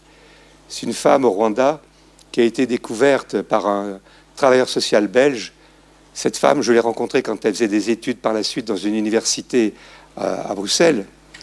Et quand j'ai parlé du syndrome d'auto-exclusion, elle m'a dit « Mais M. Furtos, j'ai été en auto-exclusion. » Et après que toute sa famille ait été trucidée à la machette devant ses yeux, elle a fonctionné comme une zombie. Elle avait un petit bébé qu'elle nourrissait automatiquement. Elle ne se rendait même pas compte qu'elle nourrissait son bébé, mais elle le nourrissait, elle faisait la mendicité. Et c'est un travailleur belge qui l'a pris sous sa protection, qui l'a amené à Bruxelles. Elle a fait des études très convenables. C'est une femme très bien. Elle se souvenait très bien de ce moment où elle était coupée d'elle. Et dans son cas, comme une zombie. Dans d'autres cas, on n'est pas comme un zombie. Mais ça peut être après une anesthésie chirurgicale qui a été mal préparée, ça peut être après un deuil, ça peut être dans une problématique d'exil, ça peut être quand on s'est disputé avec son conjoint. Dans n'importe quelle situation, on ne se sent plus reconnu. On peut se couper de soi de cette manière. Mais évidemment, je parle là beaucoup du contexte socio-économique. Alors, cette déshabitation de soi-même, vous comprenez bien qu'on a du mal à habiter après. Parce que pour habiter, il faut d'abord s'habiter soi-même. Et donc, quand on ne s'habite pas émotionnellement, sensoriellement, intellectuellement, il faut vraiment être accompagné au logement. On a beaucoup de mal, même pour la vie quotidienne, même pour se sentir chez soi. Parce que pour se sentir chez soi dans un logement, il faut se sentir chez soi, là, dans sa carcasse, dans son entité psychosomatique. Donc c'est vrai que l'accompagnement, ça ne vise pas uniquement au quotidien, ça vise à faire que les gens puissent se réhabiter eux-mêmes et se réhabitant eux-mêmes dans la relation d'accompagnement, habitent leur logement. Il y a un rapport à soi et à autrui qui est simultané. Ensuite, le quatrième signe, si on veut, ça c'est les 3 premiers signes, rupture active du lien. On croit souvent que les gens qui vont mal ont perdu tout lien parce qu'on les a abandonnés. C'est très difficile de ne pas avoir de relation. On est sans arrêt sollicité par des gens qui vous veulent du bien ou du mal. C'est très difficile d'être seul. Je ne sais pas si vous avez remarqué. Mais il faut quelquefois se battre pour être seul. Dire non, merci, il faut que je sois un petit peu seul avec moi-même. Des fois, je me souviens, à l'hôpital, j'allais manger tout seul dans un restaurant tellement j'étais en lien tout le temps avec des tas de gens, etc. J'allais manger seul, qu'on s'occupe de moi, qu'on me coucoune un peu, la pitié des fois. Mais il y a des gens qui, pour ne pas souffrir de l'autre, ont décidé qu'ils n'allaient plus s'engager avec personne. Rupture active des liens. Il n'y a pas un seul homme de la rue, il n'y a pas une seule femme de la rue qui un jour, après s'être réfugiée chez sa sœur, chez son beau-frère, ait quitté les amarres et lâché sa famille pour aller, et ses enfants pour aller dans la rue. Il y a un moment donné, ça s'arrête. Et je peux vous donner un exemple à contrario. Dans une association pour gens de la rue où je travaillais, il y avait un homme de ménage qui était très bien, un ancien sans domicile fixe. C'était un bon camarade de travail, il faisait le ménage, il était sympathique. Un jour, il sort dans la rue. Il voit sa femme et ses 2 filles qu'il avait abandonnées. Enfin, il était parti, rupture active du lien. J'insiste sur le mot actif. On a fait des recherches pour aboutir à ça. Je vous donne que les conclusions. Il voit sa femme et ses 2 filles. Il arrête son travail. Le dimanche d'après, je le vois à Place Bellecour, la grande place de Lyon. Il avait recommencé à faire la manche. Il était dans l'obligation d'être loin de ceux qu'il avait aimés pour survivre. Et quand des gens vous disent « Aidez-moi, docteur, aidez-moi, madame l'assistante sociale, je voudrais revoir mes enfants, je voudrais revoir mon mari, ma sœur », n'allez pas trop vite. S'ils ont un syndrome d'auto-exclusion, ils vous en parlent comme un rêve éveillé. Ça prouve qu'ils existent toujours dans leur psyché, mais loin. L'errance, je vous le dis au passage, l'errance, c'est la modalité pour être loin des gens qu'on aime. L'errance, c'est la modalité pour être géographiquement loin des gens qu'on aime. Et donc, il faut respecter ce besoin de rupture de lien, même avec les gens qu'on aime. Ça, il faut le savoir. Et c'est ça qui donne. C'est pour ça que je dis que l'hyper-individualisme contemporain est un symptôme d'auto-exclusion à minima, sauf avec Internet, etc. Vous voyez, rupture active des liens. Je vis seul, je ne parle pas à ceux qui sont à côté de moi. Il m'est arrivé de faire des voyages en avion 10 heures, de ne pas pouvoir parler avec mon voisin. C'est fou tout de même. Juste un petit sourire à la fin. Alors, rupture active des liens, j'en profite pour dire que... Non, je continue parce que on ne peut pas tout dire. On ne peut pas tout dire. Là, il y a ensuite des signes paradoxaux. Les signes paradoxaux, c'est les signes contre toute attente normale. Le paradoxe, c'est quelque chose qu'on n'attend pas. Ce n'est pas une contradiction, c'est quelque chose qu'on n'attend pas. Par exemple, ce qu'on attend quand quelqu'un va mal, c'est que quand il a besoin, il demande de l'aide. Ce qui se passe quand quelqu'un est en auto-exclusion, plus il a besoin d'aide, moins il la demande et plus il la récuse. Alors, est-ce qu'on dit à ce moment-là, on travaille sur la demande ? Alors on dit, écoutez, monsieur, quand vous serez guéri, revenez me voir. Hein ? Je me souviens, j'étais allé voir un homme qui était sur le point d'être expulsé d'un foyer. Il n'était pas sorti de son foyer depuis 9 ans. Il avait un vrai syndrome d'auto-exclusion. Il avait rompu avec toute sa famille, une famille très riche d'ailleurs, qui montre que la pauvreté et la précarité n'ont rien à voir de ce point de vue-là. Et bon, il était sur le point d'être exclu parce qu'il payait plus son loyer. Alors il avait des tas de problèmes, je ne vous dis pas lesquels, somatiques, psychiques, sociaux.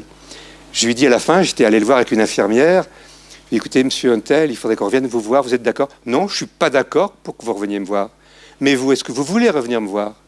Je dis oui, moi je veux revenir vous voir. Bien docteur, vous serez le bienvenu. Il m'a demandé de porter la demande en son nom. Et tout à l'heure, au Rotillon, il y avait une analyse de la pratique où il y avait une femme difficile qui disait, quand le personnel d'accompagnement lui proposait quelque chose, si vous voulez. Elle ne disait pas oui, si vous voulez. Votre désir, c'est le mien que vous portez à ma place. Et donc, c'est très important de savoir qu'on doit demander avec certaines personnes, qu'on doit dire, écoutez, moi, je ne peux pas vous laisser comme ça, voilà ce que je vous propose. Ou qu'on laisse un mot, je suis venu vous voir, vous n'étiez pas là, vous n'avez pas ouvert, vous aviez peut-être le cafard aujourd'hui, je reviendrai vous voir, etc. Montrer qu'il y a une attention, pas dans la toute-puissance, pas dans je sais ce qui est bien pour vous, mais porter une demande pour celui qui ne peut plus la porter en son nom. Sinon, c'est de l'euthanasie passive. Ça veut dire crever, venez me voir quand vous serez guéri. C'est comme si on disait à un cancéreux, venez vous soigner quand vous serez guéri, vous voyez. Sauf que là, c'est pas un cancer, c'est une anesthésie, c'est une abolition de la demande. Mais c'est grave de ne pas pouvoir demander quand on va mal. Et puis, là, donc c'est une demande portée, qui peut être portée par un tiers. Une assistante sociale qui amène un patient, en urgence. Le médecin dit pour le secret professionnel, madame, vous m'attendez, monsieur, vous m'attendez. Comment ça va, docteur? Ça va très bien, docteur. Vous n'avez pas de problème? Non, docteur, et vous? Oui. Madame l'assistante sociale, il refuse, je ne peux pas l'aider. Ce qu'il faut dire, c'est, madame l'assistante sociale me dit qu'elle est très inquiète pour vous. Qu'est-ce qu'on va faire pour l'inquiétude de l'assistante sociale? Ah, vous êtes inquiète? Oh oui, monsieur Untel, je suis drôlement inquiet, vous avez perdu du poids, vous vomissez, vous parlez tout seul. Moi, je suis vraiment inquiet pour vous. Ah bon? Récemment, pas récemment, il y a quelque temps, il y a une femme qui était ancienne. Je travaille dans une clinique maintenant, je ne suis plus dans le système public, je travaille dans une clinique. J'étais de garde, il y a une femme alcoolique, ancienne directrice générale de société, qui s'est réfugiée dans l'alcool. Je ne sais pas pourquoi, c'est pas moi son thérapeute. Mais on m'appelle, elle voulait sortir pour s'enfiler, comme elle disait, 1 litre de whisky. Elle disait, moi, vous n'avez pas le droit de m'empêcher de sortir, docteur, je suis en libre ici. Et c'est vrai, elle est en libre ici. Je lui ai dit, écoutez, pour moi, c'est plus facile de vous laisser sortir que de vous garder, parce que vous avez raison, vous êtes en libre. Mais dites-moi, pourquoi vous demandez une permission aujourd'hui, le week-end, et pourquoi vous ne voulez pas demander à votre psychiatre? C'est qui votre psychiatre? C'est le docteur Untel. Vous êtes là depuis quand? 3 semaines. Je lui ai dit, écoutez, si votre médecin, votre psychiatre traitant, vous a pas donné de permission depuis 3 semaines, c'est qu'il est inquiet pour vous. Et là, elle se met à pleurer. Parce que j'ai parlé de l'inquiétude d'un autre pour elle. Vous voyez? C'est incroyable, j'étais moi-même surpris. À ce moment-là, j'ai pu appeler sa fille, qui lui a amené des cigarettes, qui est une toxicomanie beaucoup plus convenable. Et elle est restée, et elle ne s'est pas enfilée une bouteille de whisky qui n'aurait été une bonne chose. Mais voyez, quand on travaille à la marge pour les SDF, on travaille même pour une ancienne directrice générale de société, qui ne pouvait plus demander de l'aide et qui disait « Je suis libre ». Oui, elle était libre, mais moi aussi j'étais libre de vouloir l'aider. Il y a un choc des libertés, c'est ce qu'on rappelle la rencontre. Vous voyez, ce n'est pas une liberté formelle. Ah, vous voulez vous tuer, je vous en prie. Non, s'il vous plaît.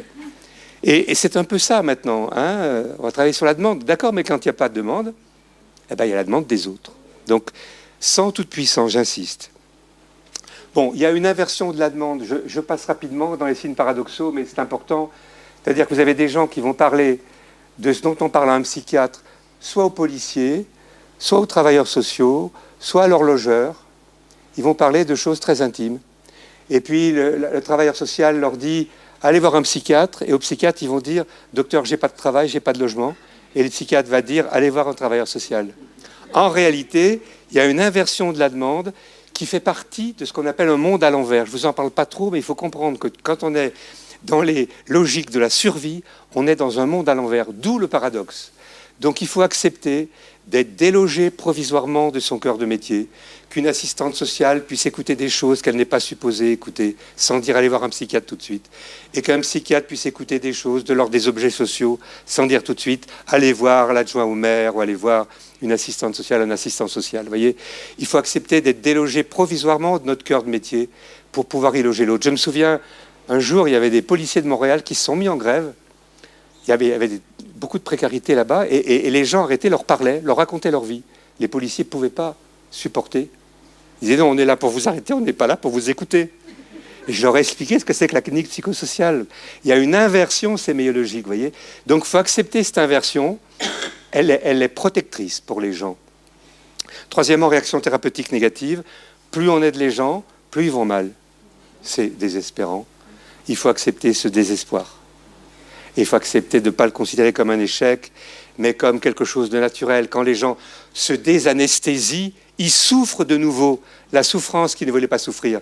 Donc ils se réanesthésient. Voyez. Et il faut des allers-retours pendant longtemps pour accepter de se réhabiter soi-même et de réhabiter la relation avec autrui. Disparition de la bonne honte. Normalement, quand vous faites quelque chose de pas bien, vous devez avoir honte. La vergogna. Hein. Eh bien, dans le syndrome d'auto-exclusion, vous perdez la capacité d'avoir honte. Vous n'avez plus honte de rien. Et il ne faut pas faire honte aux gens du fait qu'ils n'ont pas honte. C'est pour se protéger de leurs émotions. C'est pour se protéger de leurs souffrances. Par contre, quand ils se remettent à avoir honte, vous valorisez. Ah oui, vous avez raison, vous vous posez la question. Oui, vous avez raison. Effectivement, faire ça, c'est vrai, vous avez raison, vous avez honte de ça. Oui, c'est intéressant. Et est-ce qu'il y a d'autres membres dans le groupe qui connaissent ce que c'est que la honte, etc. La honte est un sentiment très humanisant. Honte de ce qu'on a fait de mal. Je ne parle pas de honte par humiliation. Hein. Parler des choses dont on a honte, parce que quand on va bien, on se dit, oh là là, mais si je fais ça, je n'oserais plus voir mes copains, je n'oserais plus me regarder dans la glace. Quand on est dans le syndrome d'auto-exclusion, on n'a plus cette honte-là. Ensuite, incurie, errance, j'en parle pas. Le syndrome de Diogène fait partie du syndrome d'auto-exclusion. L'errance, je vous en ai parlé. L'accès aux soins, c'est très difficile, puisqu'on ne sent pas la souffrance, on n'a pas de demande et on a une rupture. Donc, vous voyez... Et puis la mort prématurée, de fait, pour moi, même en tant que psychiatre, la principale complication du syndrome d'auto-exclusion, c'est l'augmentation de la mort prématurée, parce que, surtout si on est à la rue, mais pas que. Ce que je viens de vous décrire, c'est la disparition du sujet, par congélation. Il arrive que le sujet réapparaisse en urgence, décongélation d'urgence, soit politiquement parce qu'il y a eu une injustice, une goutte d'eau politique qui a fait déborder le vase. Et vous voyez des tas de gens qui étaient complètement isolés dans leur coin, qui se mettent d'un seul coup à tout casser. C'est pas politique, mais c'est une sorte de libération de ce qui était congelé, qui peut devenir politique secondairement. Vous avez quelquefois des violences qui apparaissent, des émeutes qui apparaissent par levée de l'inhibition. On était complètement dans la soumission, dans l'auto-exclusion. Il y a quelque chose qui se passe, ça se décongèle, il y a de la violence, qu'est-ce qu'on fait? C'est pas facile. Mais vous avez aussi des gens qui se mettent à vous parler, ils se mettent à vous faire confiance, et comme je vous le disais, d'un seul coup, ils disent, la merde, mais je ressens ma souffrance, et ils se mettent à casser quelque chose, à casser une table, ou leur colère revient. C'est intéressant de pouvoir accepter une colère sans qu'il y ait de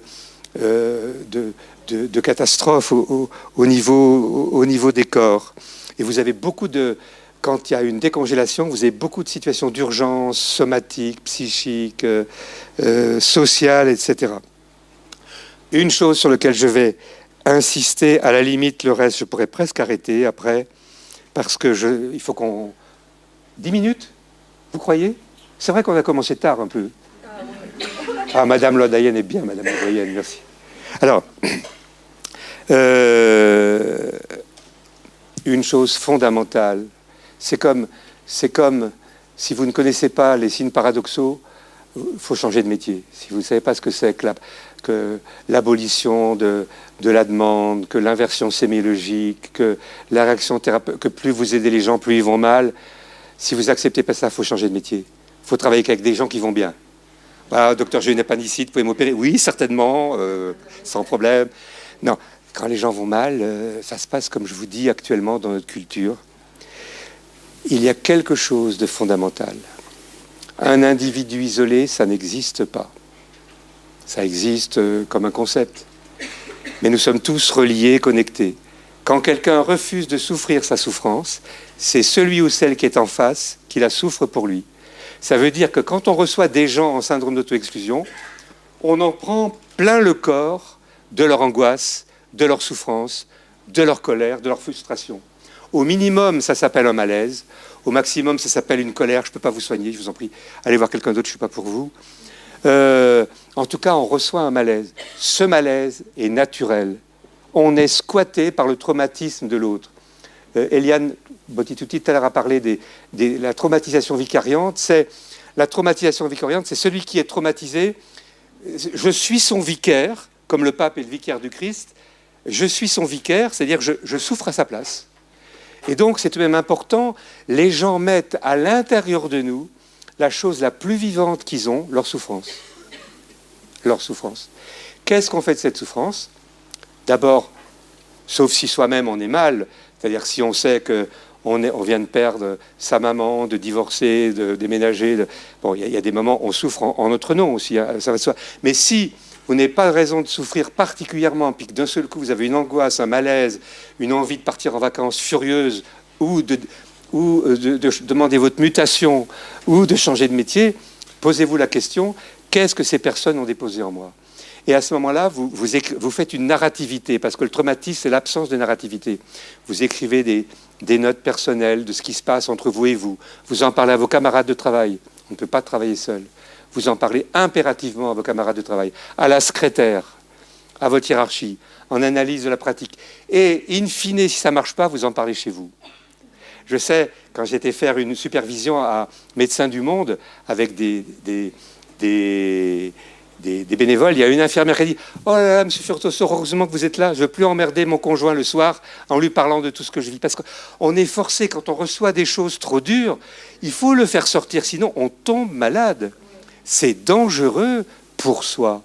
Donc il faut vraiment avoir une hygiène de vie et surtout la mise en narrativité, la mise en conscientisation, prendre un petit décalage par rapport à ce qu'on vit, mais d'abord se rendre compte de ce qu'on vit. Moi, ça m'arrive encore maintenant. Hein. Je suis un très vieux professionnel, etc. Il m'arrive avec certains patients, je me dis qu'est-ce qui se passe, qu'est-ce qui se passe, et voilà, où je vais en parler, où j'écris, voilà. C'est très très important d'accepter d'être dérangé par l'autre, d'être squatté par l'autre. Et qu'est-ce qui se passe en fait ?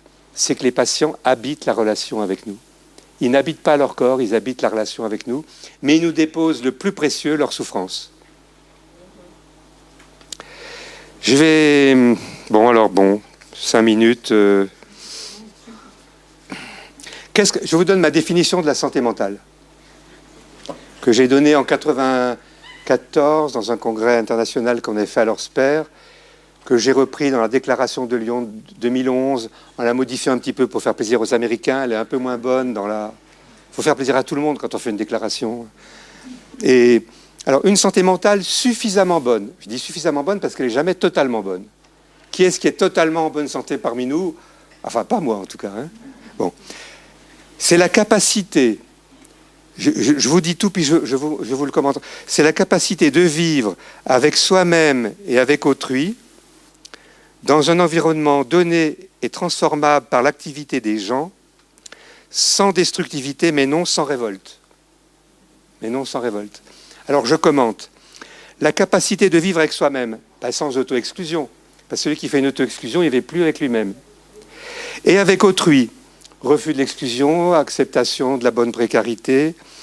Quand je dis vivre, je dis aussi vivre et souffrir. Celui qui refuse de souffrir ne peut pas jouir. Parce qu'il y a des choses qui font souffrir. Si on refuse de souffrir notre souffrance, au travail, conjugal, amical, politique, on ne peut pas jouir. Parce qu'on rentre dans le syndrome d'auto-exclusion. Si on se coupe de sa souffrance, on se coupe de soi. Donc, ne pas souffrir seul. Souffrir d'abord avec soi-même. C'est qu'on peut se parler, on est notre meilleur copain en principe. Hein. On se parle à soi-même, on parle à des autres. Mais la capacité de souffrir est fondamentale. Et la première définition de la santé de l'OMS en 1946, c'était un bien-être complet biopsychosocial. C'était bien que ce soit indépendamment l'a dit, mais bien-être complet, ça n'existe pas. C'était après la guerre. Donc il fallait un paradis, il fallait une utopie. On disait bien-être complet. Un bien-être complet, ça n'existe pas, sauf de temps en temps, on est bien, c'est super, mais ça ne dure pas tout le temps. Il y a quelque chose de somatique, il y a quelque chose de psychique, il y a quelque chose de social, il y a une cata qui arrive, etc. Donc la capacité de souffrir et de partager sa souffrance est fondamentale. Dans un environnement donné transformable, si vous pensez que l'environnement n'est pas transformable, vous devenez mélancolique. Vous êtes comme dans une société mélancolique, tout est foutu. Et vous savez, quand on pense que tout est foutu, vous savez ce qu'on dit à nos jeunes? On dit, mes petits chéris, je vous aime bien, mais vous n'avez pas de chance. Vous êtes nés trop tard. Maintenant, il n'y a plus de travail pour tout le monde, il n'y a plus d'espoir pour tout le monde. Il y a le sida, il y a le chômage, il y a la perte du sens de la vie. Vous n'avez vraiment pas de chance, mes petits chéris. On le dit implicitement ou explicitement. Il faut faire très attention au message qu'on donne à nos jeunes, ce qui nécessite qu'on travaille nous-mêmes sur l'histoire. Travailler sur l'histoire, les catastrophes sociales qui ont eu lieu bien avant celles que nous vivons actuellement, il y en a sûrement eu des pires que celles qu'on a, mais pas la même. Celle qu'on vit actuellement, on ne l'a jamais vécue avant. Mais il faut tout de même savoir dans quel monde on habite. Il faut savoir dans quel monde on habite. Dans un environnement donné transformable, sans destructivité, ça veut dire, si possible, sans suicide, si possible, sans meurtre, sauf si c'est vraiment nécessaire. Si, des fois, se défendre, la guerre juste, si possible, sans destructivité, mais non sans révolte, qui est la capacité de dire non. Pour moi, la capacité de dire non fait partie de la santé mentale. Quand on perd la capacité de dire non, on perd la capacité de dire oui. Et on devient des mercenaires qui obéissent au système collectif ambiant, et on croit qu'on est libre parce qu'on peut s'acheter ce qu'on veut. Voilà. Le syndrome d'auto-exclusion a été décrit par Spitz en 1947 comme la dépression anaclitique du nouveau-né. La dépression anaclitique, c'est un bébé qui, dans des mains mercenaires qui ne l'aiment pas, sans bienveillance, ce bébé va perdre sa tonicité, il va perdre son cri, et si on ne change pas de main, il va mourir.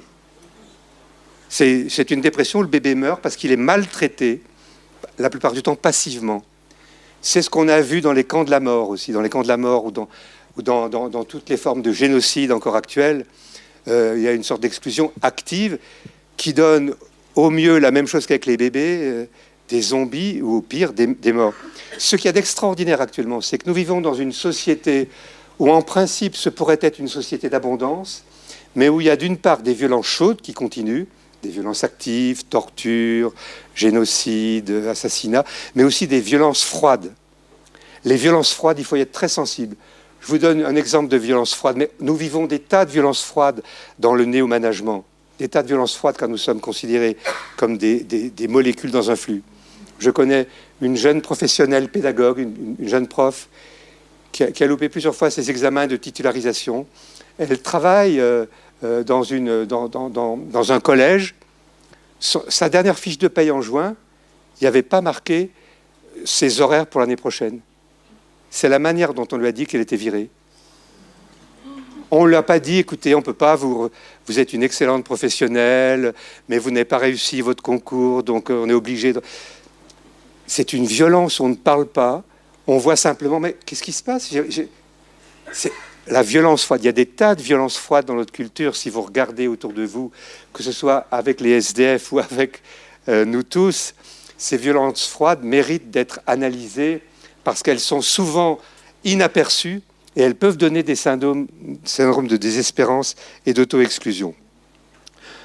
Bon, ben écoutez, j'en reste là pour l'instant. Je vous remercie pour votre attention, puis on va discuter.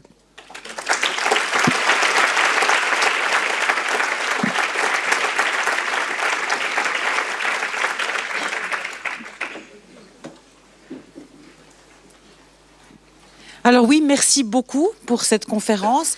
L'idée, c'était vraiment de partager avec vous un peu vos questions, vos remarques. Alors la parole est dans la salle. Il y a 2 micro-baladeurs, donc je cours. Je vole. Bonsoir. Pour commencer, merci pour cette conférence. J'ai eu beaucoup de plaisir à vous écouter. Vous avez dépeint un monde assez sombre entre l'hyper-individualisme, la perte du sens, la peur de perdre un statut.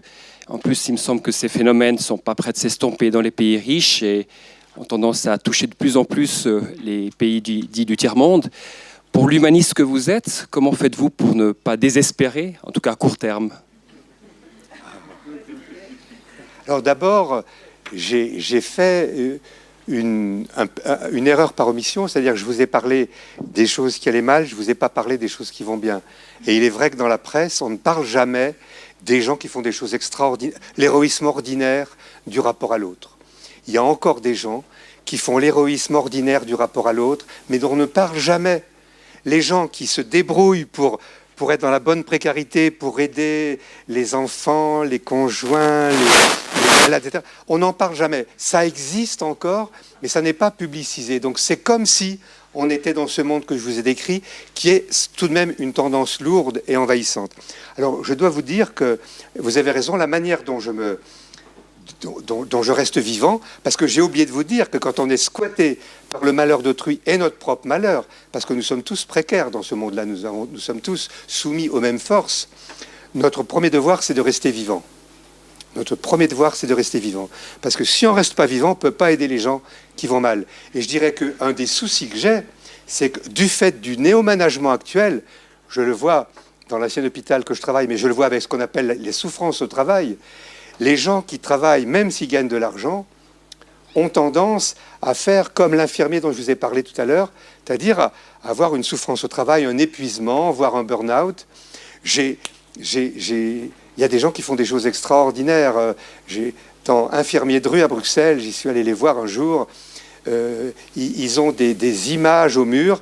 Quand ils sortent, ils font du photolangage pour eux, pour se sortir toute la souffrance qu'ils ont engrangée dans la visite des gens à la rue qui habitent dans les stations de métro, les stations de gare. Ils font du photolangage pour rester vivants. J'ai trouvé que ça méritait le prix Nobel. Et donc, rester vivant, c'est important. Alors, en ce qui me concerne, je pense que rester vivant, c'est rester dans la rencontre, rester dans l'apparition de l'inattendu et du neuf. Accepter d'être dérangé par l'autre sans mourir, c'est-à-dire accepter d'être dérangé en restant vivant et être dans le grand temps. Savoir que nous sommes dans un temps qui vient de très loin, avec tous les gens d'avant qui sont... Pour moi, ce qui me permet de rester vivant, c'est tout de même d'être dans le grand temps et aussi la capacité de révolte, c'est la capacité de dire non, la capacité de se battre, la capacité d'être nourri par la rencontre. Moi, je vous dirais que pour moi, le monde, c'est une série de rencontres réussies, perverses, loupées, à venir. Le monde, c'est un monde de rencontres. Et donc, dans ce monde de rencontres, je suis passionné, passionnément engagé. Et c'est la rencontre, oui, je crois que c'est ce qui me permet de continuer avec une certaine passion, de continuer à faire des rencontres comme aujourd'hui, à transmettre, à continuer de comprendre ce qui se passe dans notre monde, parce que ça change tous les jours, etc. Être dans le grand temps et être dans la rencontre, où on accepte l'inattendu, c'est vraiment bien. Parce qu'entre l'aléatoire et le prévisible, il y a vraiment la nouveauté. Et moi, je ferai une différence, si vous voulez, entre le psychique et le spirituel. Encore une fois, pour moi, le spirituel, c'est pas forcément le religieux. Hein. Ça peut l'être. J'ai une éducation religieuse, je suis un médecin laïque, etc. J'ai été très frappé par une phrase de Hegel. Je fais beaucoup de philosophie. J'étais très frappé par une phrase de Hegel. Les blessures de l'esprit guérissent sans cicatrice. Dans Phénoménologie de l'esprit, les blessures de l'esprit guérissent sans cicatrice. En fait, les blessures psychiques guérissent toujours avec cicatrice. Quand vous avez eu un traumatisme psychique, il y a toujours un résidu psychique, quelque part, au moins cérébral, mais qui revient, il y a des retours, il y a une mémoire inconsciente ou consciente, il y a des cryptes ouvertes ou fermées. Par contre, quand on est dans le grand temps, on est dans le temps spirituel. C'est-à-dire le temps de la valeur, le temps du rapport au neuf, et pas à la répétition.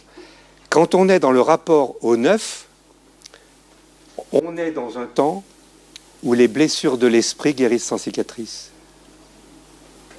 Et la découverte de ce temps de l'esprit, qui n'est pas le psychique, hein, est vraiment quelque chose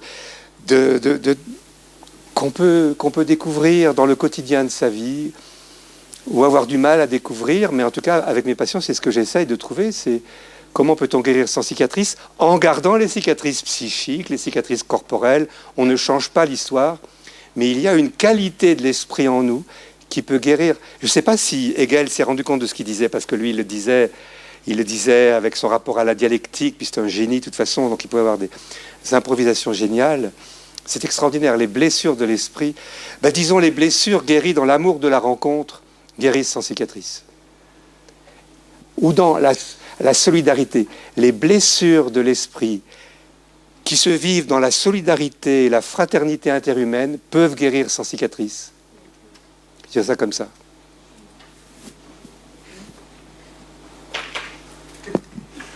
Une autre question ? Ici, à gauche. Ah, je la vois pas. Oh, pardon.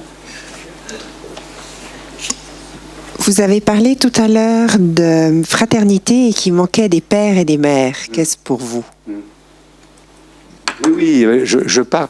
Alors, je parle pas dans une famille. Hein. Je ferai allusion en particulier aux hiérarchies. Freud a décrit 3 grandes vexations de l'humanité moderne. La vexation de Copernic, amenée par Copernic, la Terre n'est pas au centre du monde. Nous sommes dans un monde plus vaste. La vexation infligée par Darwin, nous sommes un maillon de l'évolution n'est en principe pas terminée. Tiens, il faudrait que je vous parle des robots tout à l'heure. Et la 3e vexation, Freud disait, c'est moi qui l'ai amené, avec la notion d'inconscient, l'homme n'est pas le maître dans sa propre maison. L'homme qui se croyait libre, il est soumis aux pulsions, aux blessures psychiques, inconscientes, etc. Et moi, j'ajouterais modestement une 4e vexation que j'ai découvert en écoutant les gens. Nos chefs ne nous aiment pas. En tout cas, certains chefs ne nous aiment pas. Certains chefs économiques et politiques ne nous aiment pas. Je l'ai découvert un jour quand je revenais dans mon hôpital.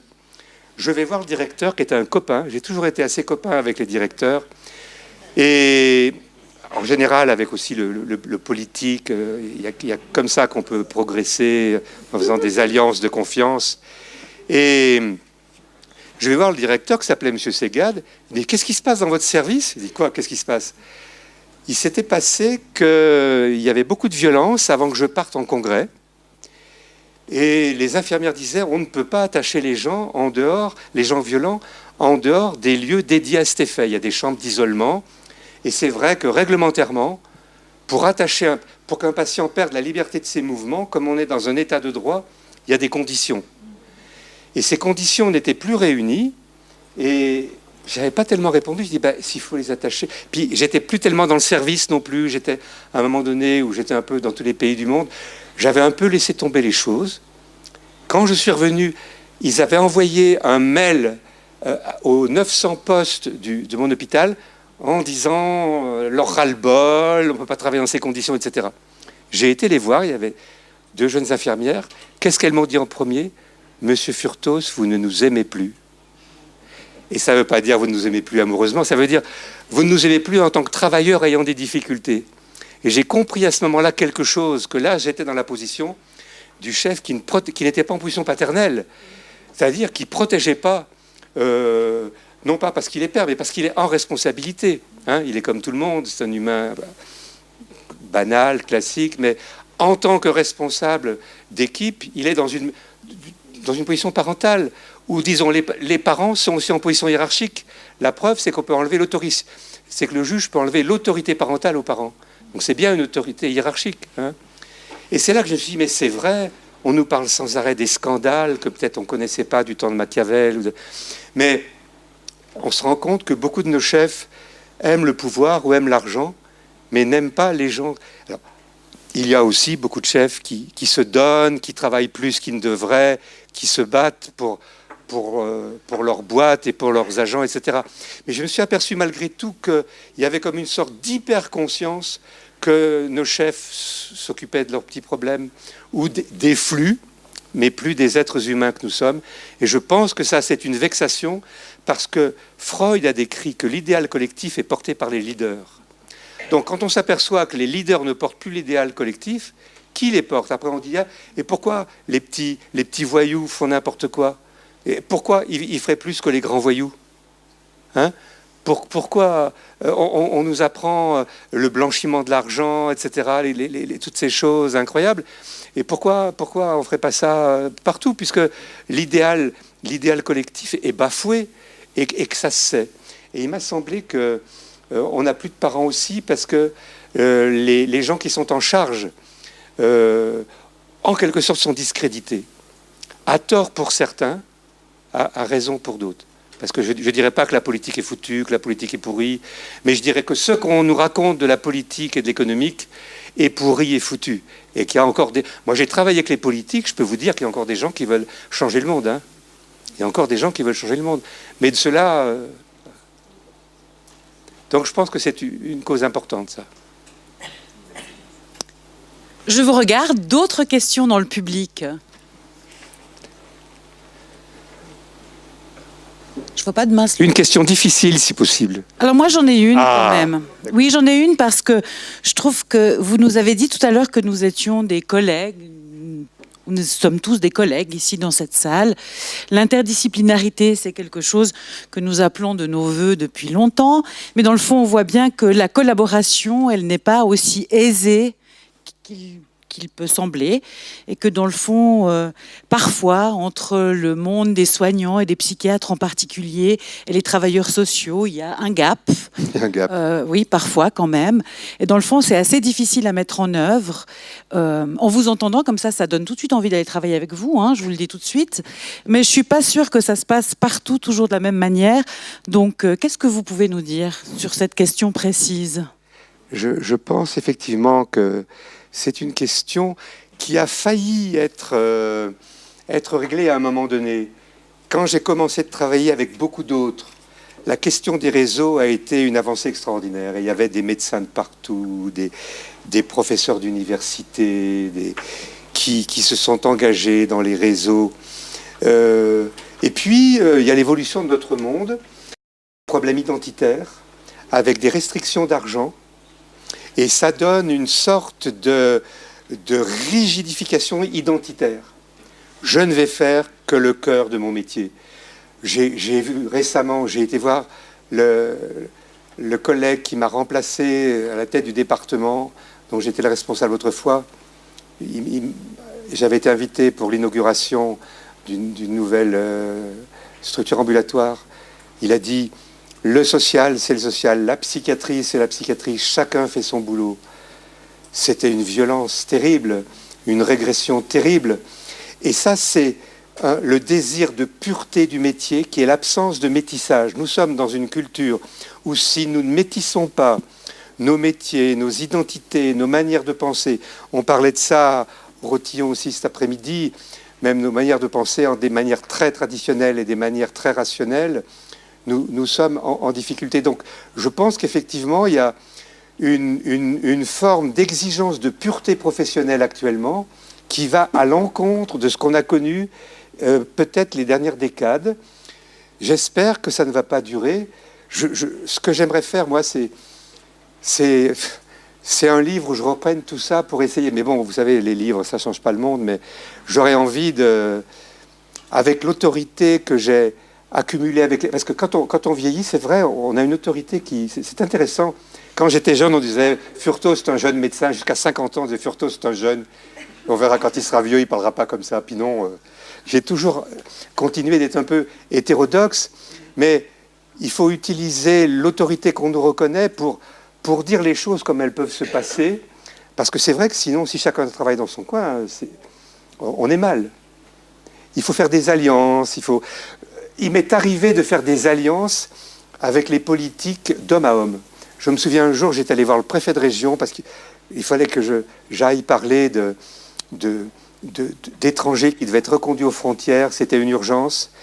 Et quand je suis allé le voir, vous savez ce que c'est un préfet de région? C'est le représentant du président de la République, c'est très important. Je sais pas, chez vous, ça serait je sais pas, le chef de canton peut-être, mais qui ne représenterait pas On a aussi des préfets, on a aussi des préfets, mais qui ont un peu une autre fonction. Vous avez ça. Donc j'ai été le voir, et au lieu de dire monsieur le préfet, etc., je lui ai dit bonjour monsieur le préfet, je suis un fils d'étranger.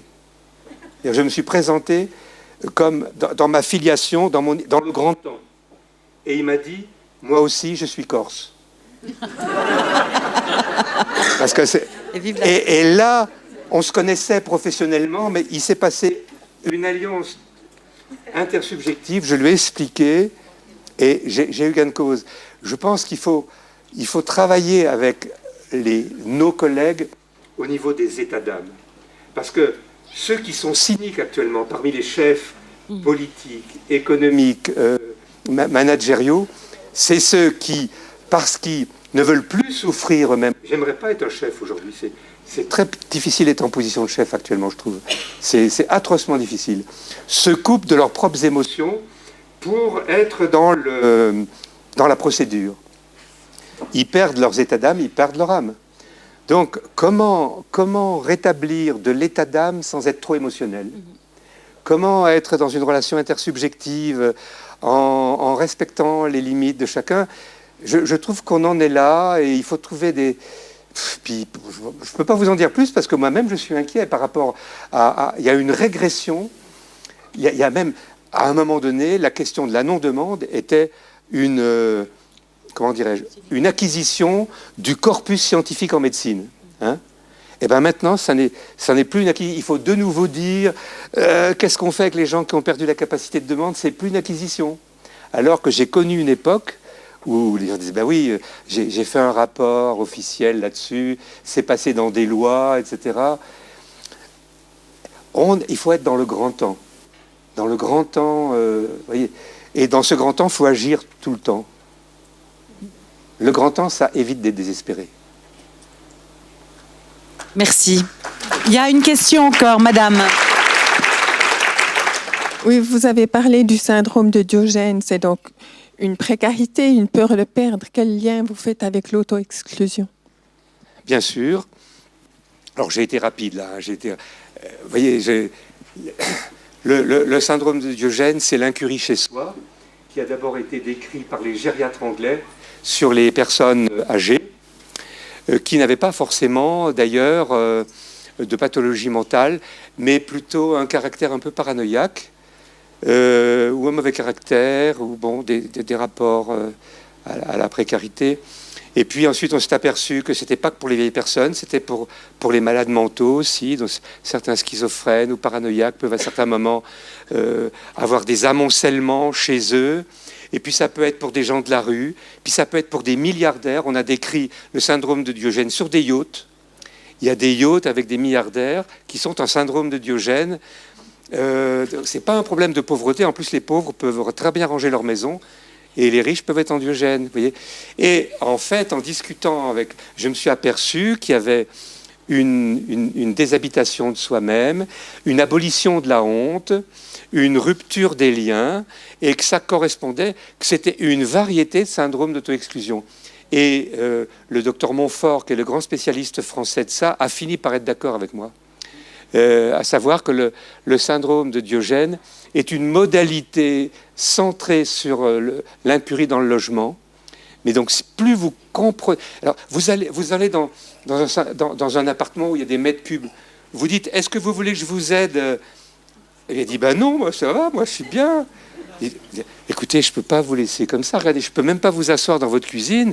La prochaine fois que je viens, écoutez, faites en sorte qu'au moins une chaise soit...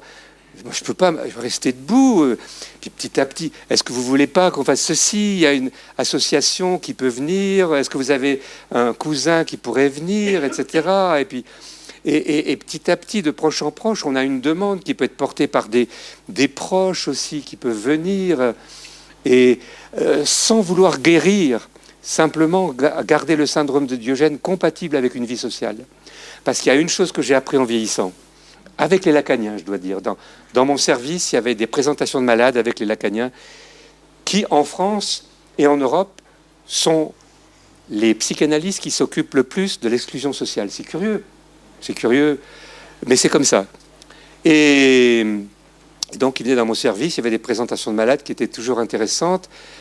Et un des principes qu'ils énonçaient, c'est qu'il ne faut pas nécessairement chercher à guérir les malades, surtout les malades graves.